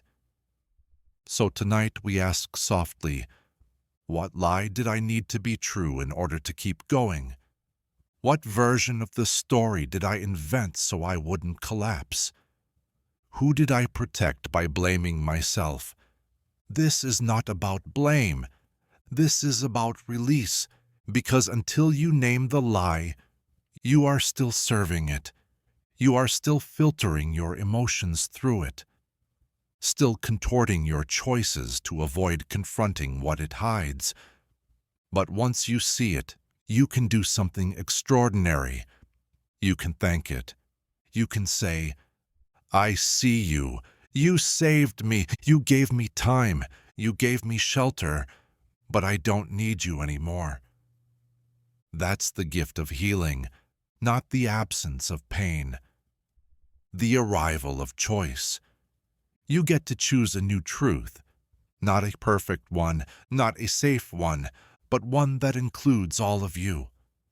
The fear, the anger, the ache, the awakening. Maybe the truth is, they did hurt me. I was abandoned. I was not wrong. I didn't imagine it. I didn't deserve it. I did need more. Maybe the truth is, I've been lying to protect someone who never protected me. Or maybe the truth is softer. I was scared, and I did the best I could. Either way, when you speak it, you break the contract with the lie, and the room fills with space, not all at once, not cleanly, but slowly, like dawn through blackout curtains. You start to breathe differently. You stop performing calm. You stop pretending forgiveness. You stop justifying your emotional hunger. You let the truth come home, and you let it sit beside the lie. Not to argue, but to witness, because both are real. Both are yours. One was a bridge, the other is the arrival. And now you get to build from truth, not the kind that punishes, the kind that frees, because you are no longer the person who needed the lie. You are the person who survived it. Some grief has no body, no funeral, no final words. It lingers in the quiet spaces of your life, not as memory, but as possibility. You don't cry over something that happened. You cry over something that never did. The job you never pursued. The relationship you never felt safe enough to want. The version of yourself you postponed for years, until you forgot her name. This is the grief for the unlived self, the one who laughed louder, said no faster, wore what she loved, danced without needing to be asked, trusted joy, chose differently, stayed, left, spoke. That version of you didn't die. She just faded from neglect, from fear, from lack of space.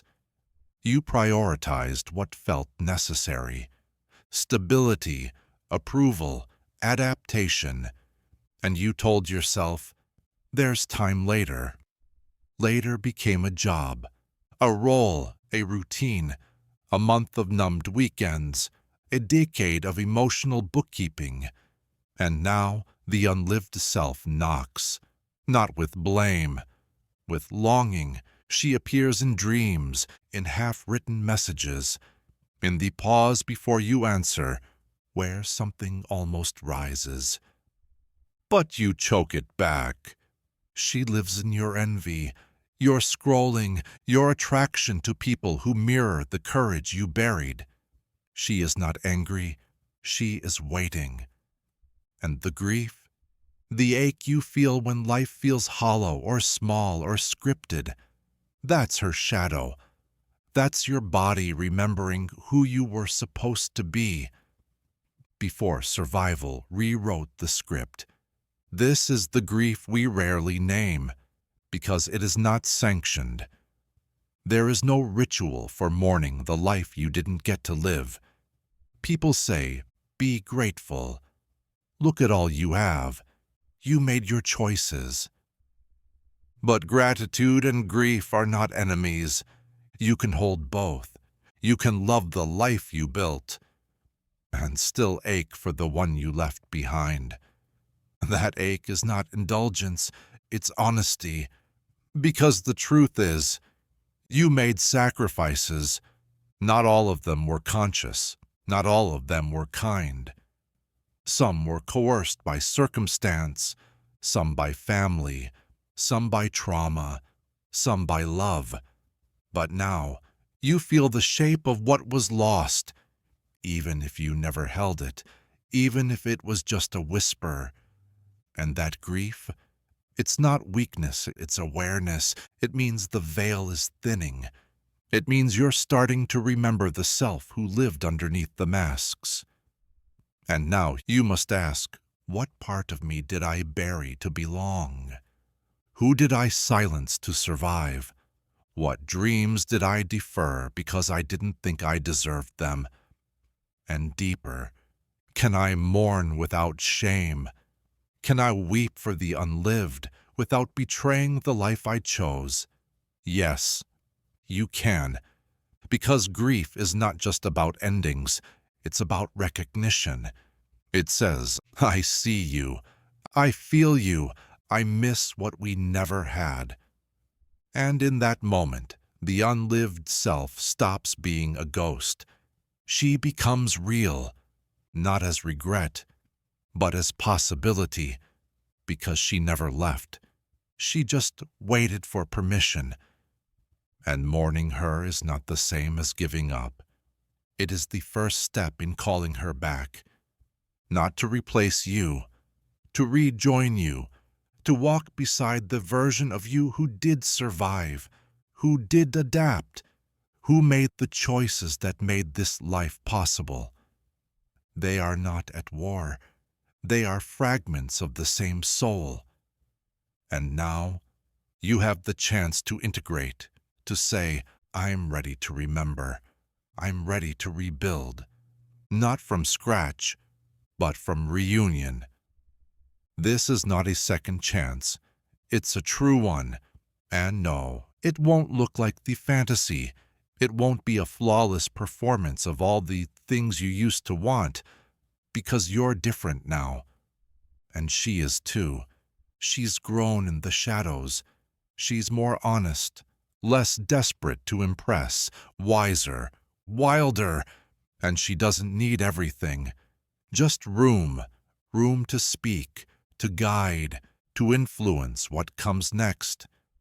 And you don't have to keep pretending this life is enough. If it no longer feels true, you are allowed to revise the story. Midway, you are allowed to change your mind, to want again, to move toward the version of you that was almost, but not quite, forgotten. You are allowed to say, I miss her, and I think I'm ready to meet her. Not as fantasy, but as reclamation, because grief for the unlived self is not the end of the story. It's the beginning of resurrection. Some thoughts arrive quietly, barely formed, half-born, a flicker of language in the back of the mind, and yet somehow they echo like thunder. They lodge beneath your ribs, they change your posture, they tint your breath, they leave fingerprints on your emotions, long after they've vanished from your vocabulary. Because there is no such thing as a harmless thought once it's felt. This is the paradox. You can forget an idea, but you cannot unfeel its residue. Thoughts are not just visitors, they're chemicals, electric storms, neural choreography that cascades into the body and becomes mood, that passing what-if about failing. It sends signals, your muscles tense, your vision narrows, your blood prepares for impact. That imagined rejection, it's processed as pain, real pain even when it's fiction. The body doesn't know the difference. It doesn't ask, did this actually happen? It asks, are we safe? And if the answer is no, then the thought, however brief, has become experience.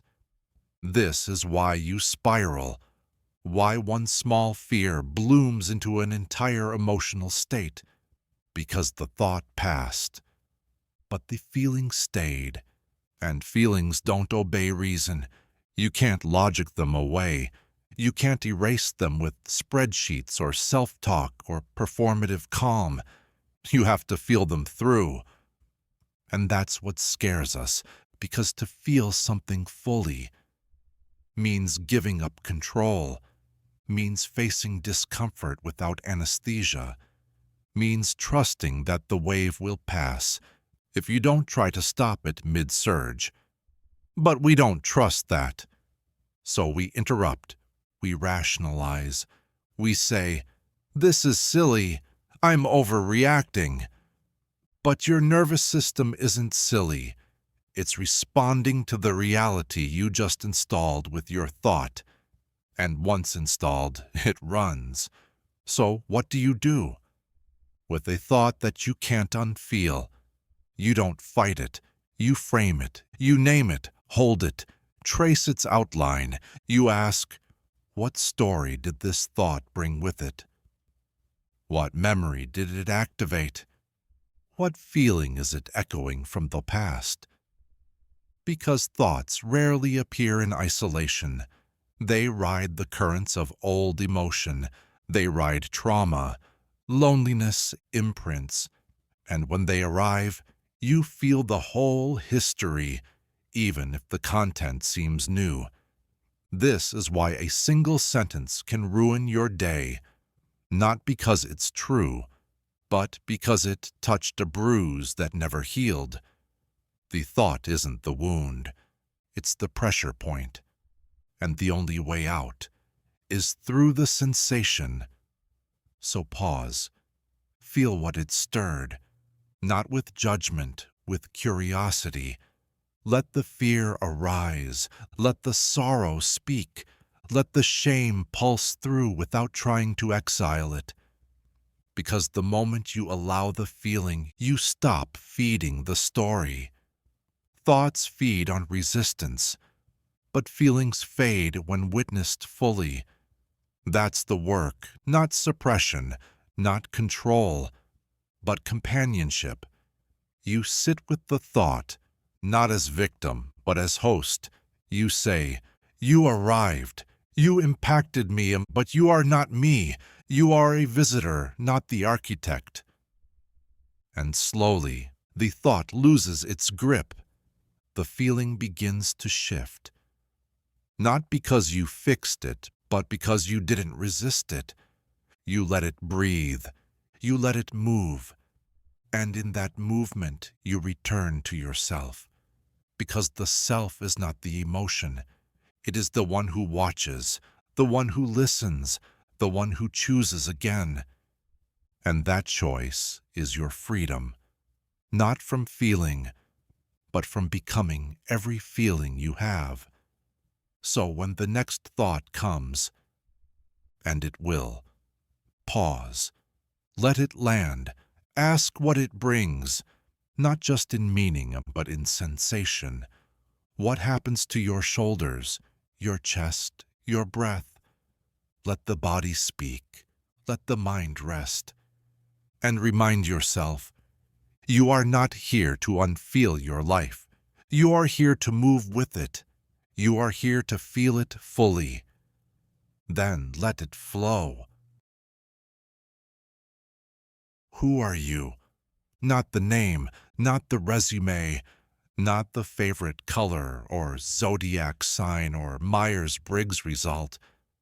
Who are you when there's no mirror, no reflection, no audience? Silence that question, and the answer appears. You are whatever gets reinforced. You are the phrases that got nods, the emotions that were met with comfort, the stories that were praised, retold, reposted, the parts of yourself that echoed loudest in the ears of others, and came back with a yes. Identity, then, is not self-discovery. It's self-echo, a loop, a feedback system forged between what you tried, what was reflected, and what you repeated. It starts innocently. You smile, someone smiles back. So you smile more. You share a joke, it lands. So you become funny. You cry and someone pulls away. So you cry less, or harder, or not at all. And this becomes pattern. Not because it's true, but because it works. Identity becomes utility. The traits that earn approval stay. The ones that fall flat fade. And slowly the self narrows. You become the version of you that people respond to best, or safest, or not at all. Even rebellion becomes reaction. I am not like them. I'm different. I don't care what anyone thinks. But even that is a loop, a counter-echo, a reflection of rejection, not freedom. Because the self built against a mirror is still a mirror self, even when it's facing backward, and the feedback keeps feeding. You post something vulnerable. No likes. You post a quip. Praise. So you become wit instead of wound. You learn to perform feeling, to weaponize it, to brand it. You forget what you would do if no one was watching. Because someone is always watching, or at least it feels that way. And in that watching, identity becomes choreography. Even when you're alone, you rehearse, because your brain is wired to predict outcome, to anticipate response. So it simulates the audience. It loops what they might say. It runs the math of emotional reward. Until you are no longer living. You are positioning. You are a constellation of expected reactions, a shape that maintains coherence because it gets mirrored often enough to feel real. But reality isn't repetition. It's resonance. So what happens when you interrupt the loop? What happens when you say something unpolished? When you act without checking for applause? When you do the thing before knowing how it will land? Something terrifying, and also something true. The loop stutters, your identity flickers, you feel untethered because the echo didn't come. But in that pause, you hear something else. Yourself, not the self they expect, not the self you curate, the one who exists without reflection, the raw version, the unlooped version. She is quieter, she is contradictory, she doesn't always make sense, but she is real, because she doesn't speak to be heard, she speaks to feel. And feeling is not a performance, it's presence. This is the turning point. When you realize that identity is not discovery, it's permission to evolve, to contradict yourself, to outgrow your old applause. You are not your loop. You are not your brand. You are not the most efficient version of yourself. You are the one who watches the loop spin and says, I can step out of this. You can choose to stop curating, to stop being the reliable one, the charming one, the broken one, the smart one, the one who always makes the room feel okay. You can disappoint the mirror, and you won't vanish. You'll begin, because the loop is easy. But you're not here to be easy. You're here to be whole. And wholeness requires conflict. It requires saying something and not being liked for it. It requires changing your mind. It requires loving what you once denied and denying what you once clung to. So tonight we ask, what version of myself am I looping for approval? What part of me have I muted to keep the feedback clean? If I stopped expecting applause, what would I say?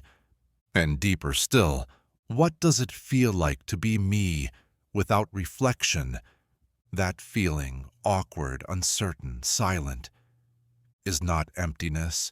It is truth before branding. It is the sound of self returning. And when it returns, you may lose followers. You may confuse old friends. You may lose the comfort of being understood. But in its place, you gain intimacy. Not the kind that sees your loop, the kind that sees you. Unfinished, unpredictable, unreflected. And suddenly, you're no longer in the feedback loop. You are in the now. It started as a joke, a throwaway line, a comment made in passing, a laugh that deflected, a punchline designed to disarm. But underneath the laughter, a truth so sharp, you disguised it with humor. That's the paradox of the joke. It reveals and conceals at the same time. You make the room laugh, so no one hears the part of you that's bleeding beneath it. Someone says, "You're too much," and you laugh. "I've heard that before." Someone says, "You never let people in." You grin. "Yeah, emotional constipation's my brand." Laughter, relief, but the line stays. And one day you hear yourself say it again. But this time you're not joking, because the joke became a script, and the script became a story, and the story became identity. Not chosen, rehearsed, because repetition is the fastest way to make something feel real, even if it started in irony. You used to say it for laughs, now you say it for safety. Humor was the Trojan horse. You hid the wound inside it. And now you don't know where the joke ends and the belief begins. And maybe it wasn't even your joke. Maybe it was theirs. A sibling, a parent, a friend who said it once when they were angry or scared or tired, and you laughed it off to survive the moment. But the moment survived you. It got in. They said, "You're dramatic. You're needy. You're weird. You'll never get it right." And you laughed because crying would have made it worse. You laughed. Not because it was funny, but because it was the only way to stay in the room. And now, years later, you say those things to yourself before anyone else can. Preemptive comedy, emotional armor, pain disguised as timing. It worked. You became likable, sharp, untouchable, but you also became distant from your own tenderness, because it's hard to take your feelings seriously when you've been mocking them for years. This is the dark magic of the joke. It makes the unbearable bearable, but it also makes the important dismissible. And when everything is a punchline, nothing gets healed. You start performing your pain, reducing it to quips, packaging it for social currency. You stop asking for help. You start narrating your suffering like a stand-up set. The audience claps. You go home emptier, because catharsis requires vulnerability and comedy requires control. But what if the moment you needed wasn't a laugh, but a witness? What if the part of you that always makes light is just trying to outrun the shadow? And what if you paused just long enough to feel the thing behind the joke, the sadness, the longing, the child who didn't know how else to speak? That child still lives inside you. She doesn't need to be clever. She needs to be heard.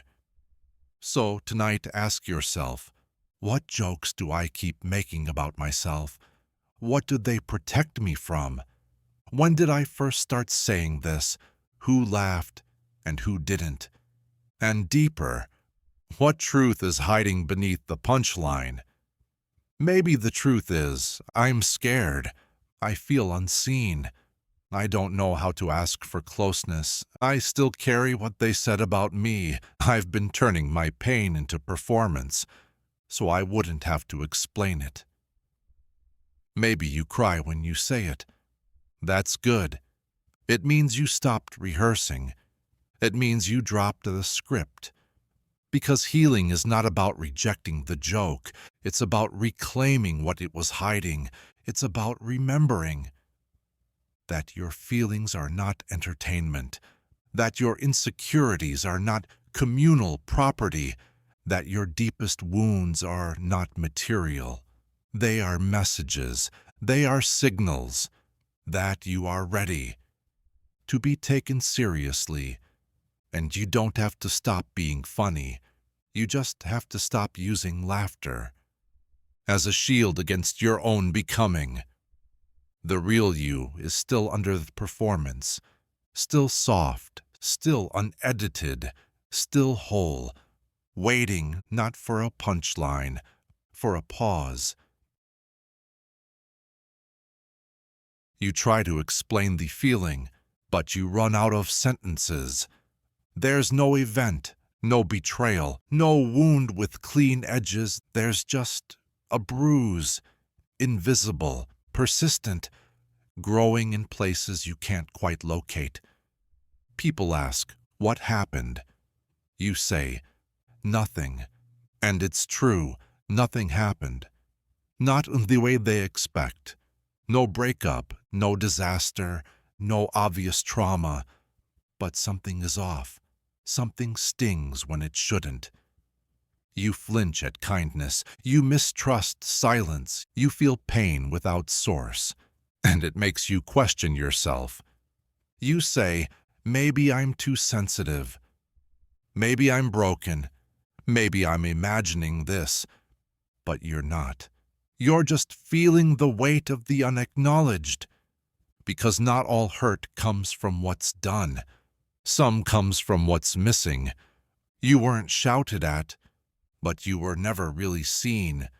You weren't hit, but no one noticed when you cried. You weren't betrayed, but your feelings were always too much, or not enough. You were raised in the presence of people who didn't know how to hold you, and so you became an expert at holding yourself. But self-holding is not the same as being held. And now you're tired, but you don't know why. Because the absence of harm does not equal the presence of care. And that's the mindfuck. How do you grieve something that was never there? How do you explain the shape of an emotional whole without sounding ungrateful, dramatic, vague? You say, I had a good childhood. I wasn't abused. My parents did their best. And all of that can be true. And you can still be hurt. Because hurt isn't about what happened. It's about what didn't happen and should have. You needed affection. You got advice. You needed presence. You got productivity. You needed softness. You got structure. And so, you adapted. You stopped asking. You stopped needing. You stopped expecting to be met. You grew into a person who others admire. Because you never complain. Because you take care of everything. Because you never ask for too much. But that ache, it stayed. It lives in the pauses between your accomplishments, in the echo after applause, in the moment after you say, I'm fine, but mean, please see me. It's a quiet hurt, socially invisible, internally deafening. And tonight, you're allowed to name it, even if no one ever told you it mattered. Because emotional neglect isn't always violent. Sometimes it's sterile. Sometimes it's polite. Sometimes it looks like freedom. You're so independent. You're so mature. You're wise beyond your years. What they meant was, you figured out how to raise yourself. And that's the wound, that you became who you needed. Because no one else was available. So now, as an adult, you carry that same pattern. You overfunction, you overthink, you overcompensate for feelings you weren't allowed to have. And when someone finally does offer care, you don't trust it. You scan for the catch, you wait for the withdrawal, you anticipate the abandonment before it happens. Because your body doesn't just remember what was done. It remembers what was missing. And that memory has no images, just sensations, a loneliness that arrives even when you're not alone. But here's the truth.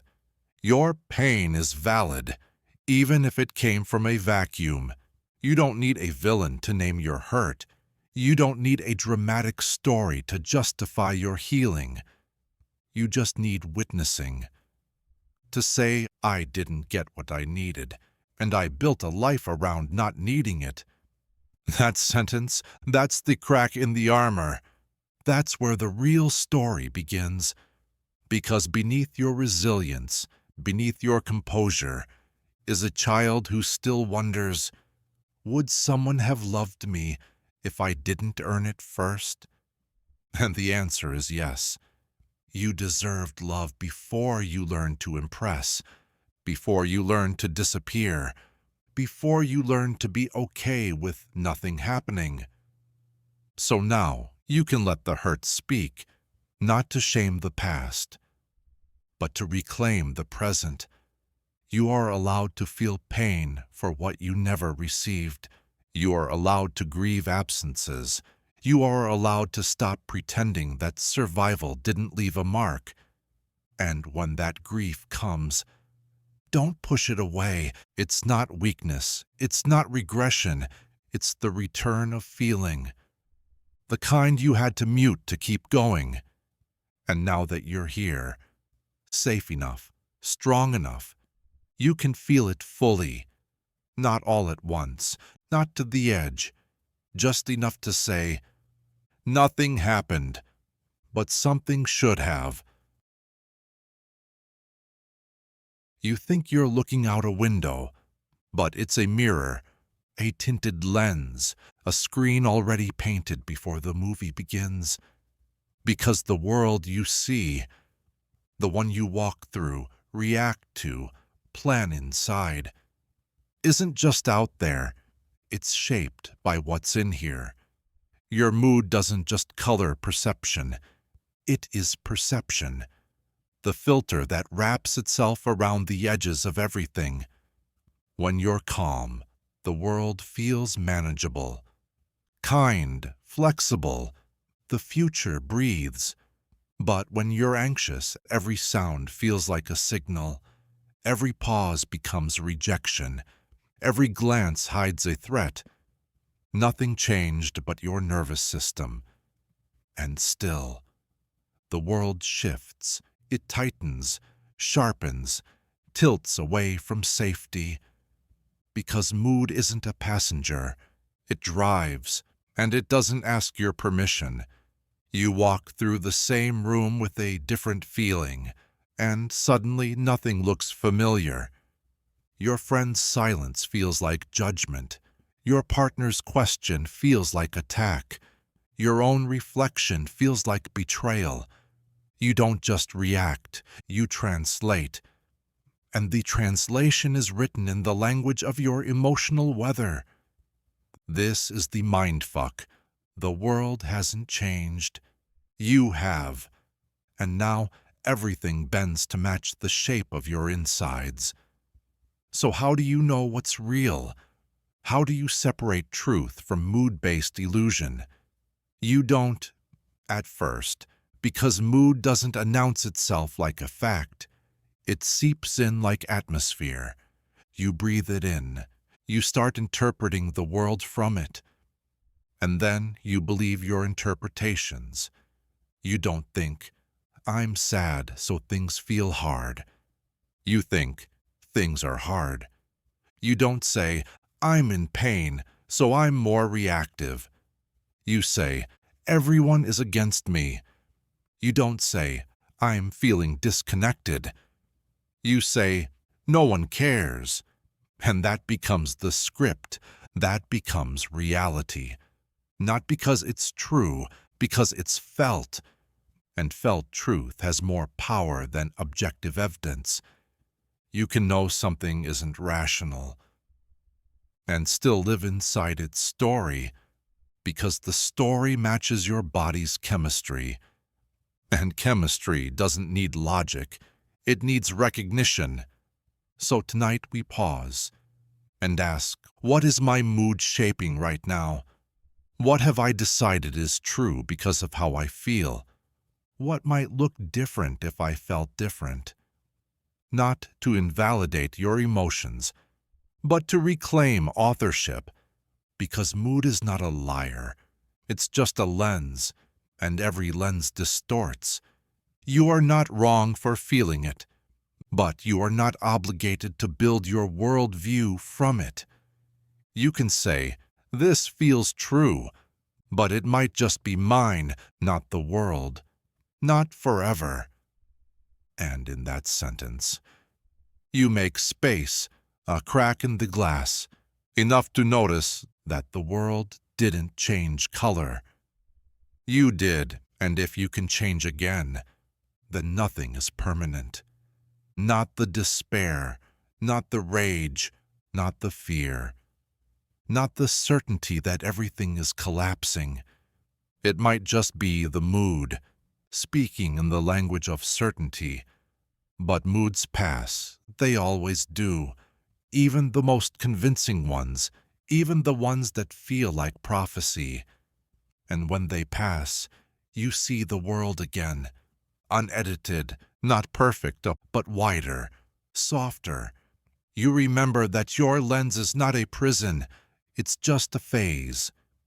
And if you can notice it, you don't have to obey it. That is the difference between reactivity and presence. Reactivity builds from the lens, presence sees the lens, and in that seeing you find your freedom. So next time the world turns cold, ask your mood, not the universe, why. Ask, is this how it is or just how it feels? Then breathe, then wait, then let the color shift. Because the world is not fixed, it is painted by your inner weather. And sometimes you need to open the window before you trust the view. Before you knew how to be, you learned how to protect. Protection came before authenticity, safety before honesty, adaptation before self. And so, quietly, unconsciously, you began to invent someone, a version of you that could move through the world without breaking, without needing, without being punished for wanting more. This version was smart, charming, predictable, polished, or maybe this version was invisible, a ghost that never spoke too loud, never asked twice, never took up more space than absolutely necessary. You built them carefully, not out of lies, but out of defense, because the real you, the soft one, the wild one, the one who cried easily and loved without calculation, that self felt too exposed, too dangerous, so you wrapped her in layers, a persona, an identity, a name, a person built for survival. And it worked. This invented self got things done. She earned love, or at least proximity. She earned respect, or at least the absence of conflict. She became what the world needed from you, so that you could keep moving. But every mask leaves residue, even the one that saved you. And now, in the quiet hours of adulthood, something aches, a hunger, a restlessness, a pressure in the chest that whispers, "This isn't all of me." And maybe for a while you ignore it, because the person you invented is good. She's functional, she fits, but eventually, fitting in starts to feel like shrinking, and you start to wonder, who am I without the performance? What would it mean to be unprotected? What does it feel like to live as me before the invention? That's the grief, the realization that your entire life was built by someone you designed but never quite were, a version optimized for emotional survival, but not for joy, not for truth, not for rest. This is not to shame her. She kept you safe. She showed up when no one else did. She stood in front of your pain and took the blows. But now she is tired, and you are older, and it's time to decide, do I keep living as the person I invented, or do I return to the person I paused? Because she's still there. The paused one, she flickers in dreams, in cravings, in bursts of feeling that don't match your image. She shows up when you're too exhausted to perform, when you laugh too loud by accident, when you cry in front of someone and feel more free than embarrassed. She is not perfect, she is not strategic, but she is real. And she has been waiting, not to take over, but to come home. Because the person you invented doesn't need to be fired. She needs to be integrated, thanked, released. You can say, I see you. You did what I couldn't. You kept me going. You built the bridges. You earned the safety. But I don't need to hide behind you anymore. And yes, letting her step aside feels terrifying, because without her, You don't know who you'll be. You'll be inconsistent, you'll be unfiltered, you'll be whole.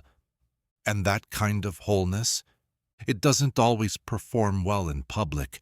It doesn't always get praised. It doesn't always land. But it breathes. It doesn't rehearse. It doesn't overthink. It doesn't collapse under disapproval. It just is, and you were always meant to be. Not prove, not please, just be. So tonight, sit with the person you invented. Let her rest. Ask, what did I build you to protect me from? Who hurt me enough that I needed this armor? What part of me did you hide so I wouldn't be hurt again? And then, thank her, not with bitterness, with reverence, because she was never fake. She was adaptation made holy. But now, you don't need to adapt. You need to return to the softness, to the contradictions, to the version of you that existed before safety became performance. And yes, there will be awkwardness. There will be moments where you forget who you're becoming, where you put the armor back on out of habit. That's okay. Growth isn't linear. Reclamation isn't graceful. But every time you choose presence over performance, the real you steps further into the light. The one who never needed to be invented. The one who's always been enough. Even in silence, even in softness, even in contradiction, especially there. You think you're thinking, but you're rehearsing, again and again and again. Not thoughts, rituals, patterns shaped by past, carved by context, ritualized by repetition, until they stopped needing a reason. This is the strange truth of consciousness. You are not a stream of newness. You are mostly loops, loops of judgment, loops of self-explanation, loops of worry, apology, comparison, defense. Most days you don't think. You just remember how you usually think, and that memory becomes momentum. You wake up with yesterday's assumptions. You speak in yesterday's voice. You choose based on yesterday's conclusions, and so today becomes a sequel to a story you no longer realize you're telling. But it feels normal, because the mind loves rhythm, it loves efficiency, and the fastest way to move through life is to default to the thoughts that already know the way.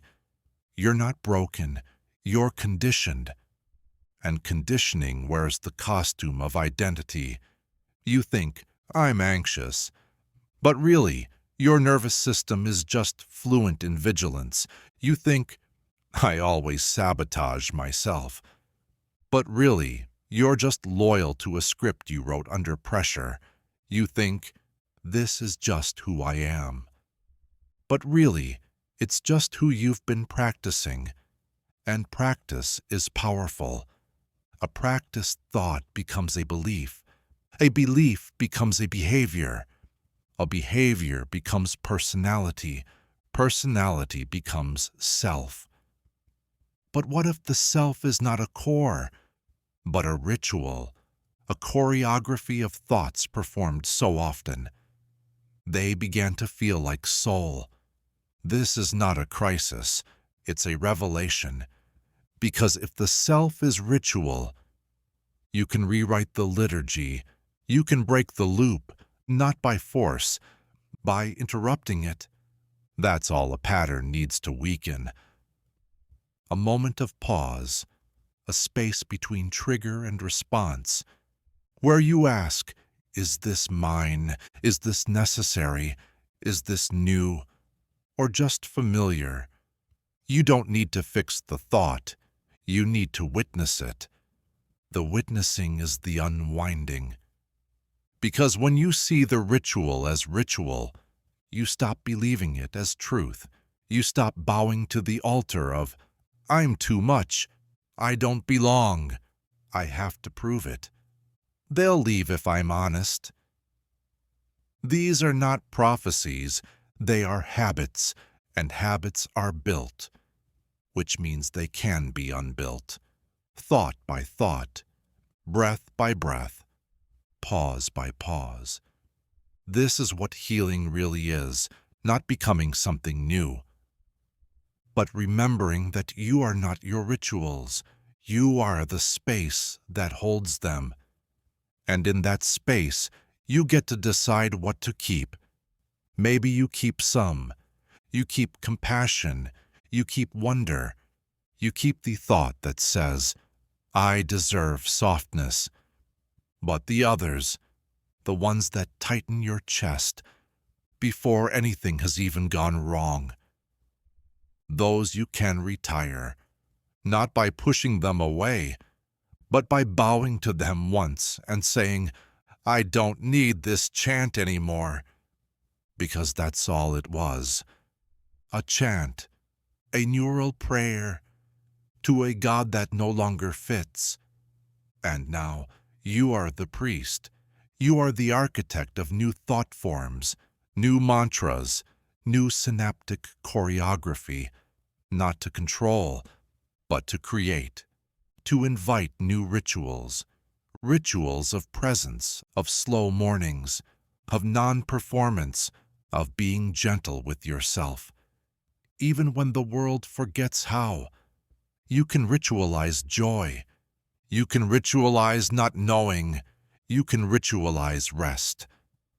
And slowly, the loops loosen, not gone, but recontextualized.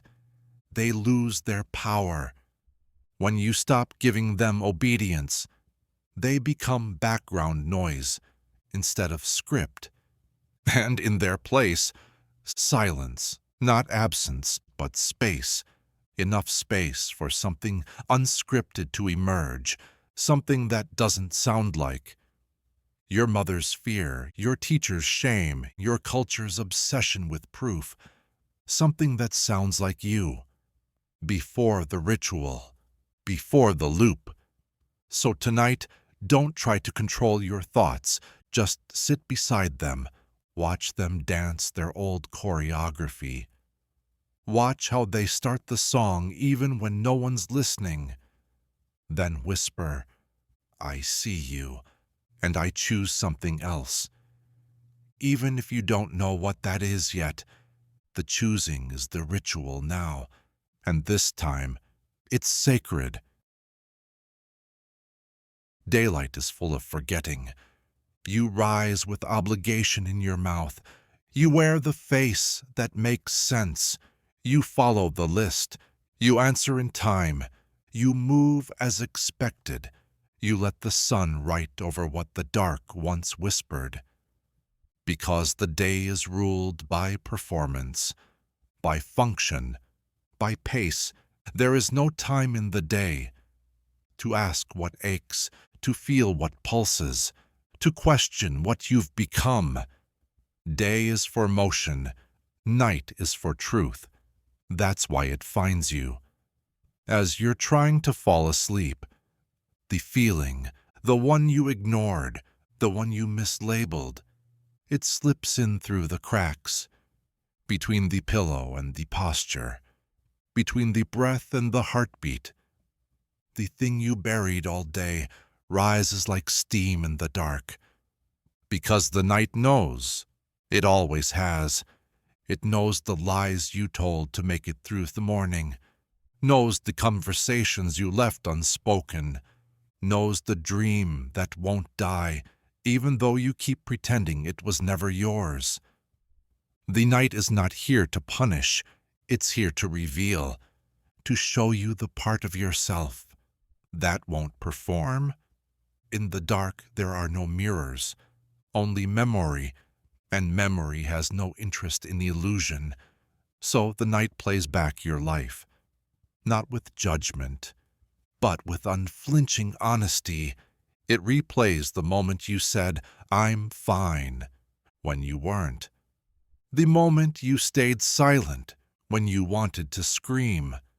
The moment you performed affection when you were starving for real touch.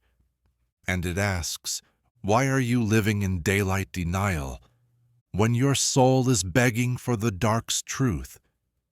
Because here, in the stillness, you remember you are tired of pretending, tired of being the version of you that gets the most likes, tired of living in a rhythm that doesn't belong to your heartbeat. Day denies all that. It says, get up, push through, be grateful, don't dwell. But night says, feel it now, let it surface. Say what you couldn't say when the lights were on. This is why sleep feels hard. It's not insomnia, it's a confrontation. Your body tries to rest, while your truth tries to rise. And if you listen closely, really listen, you'll hear it. The voice, your real voice, the one the day keeps editing out. It's quieter, slower, more afraid, but more real. And it says, I miss her. I am not okay. I want out. I need more. I don't know who I am when I'm not performing. And the night listens. It doesn't interrupt. It doesn't shame. It holds you. Like the sky, black and endless and soft. Because night knows something the day forgets. That healing doesn't happen in performance. It happens in witnessing. And witnessing only occurs when there's enough silence to hear. So if you're crying in bed and don't know why, maybe you're not broken. Maybe you're just finally telling the truth. And the truth doesn't need an answer. It just needs to be said, whispered, sighed, screamed into the pillow. It needs a night. Because the day will always demand functionality. But the night will wait for your honesty. So tonight, stop fighting the thoughts. Let them speak. Let them unravel you, not into chaos, into clarity. Because beneath the regret, beneath the longing, beneath the shame, there is a self that's been exiled, waiting in the shadows, carrying the pieces you were too busy to feel.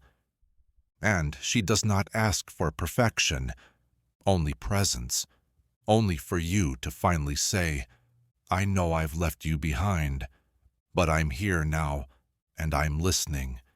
And maybe then, finally, you fall asleep, not because you escaped your truth, but because you returned to it. And it's quieter now, because it's not knocking, it's resting with you. Inside you like it always wanted.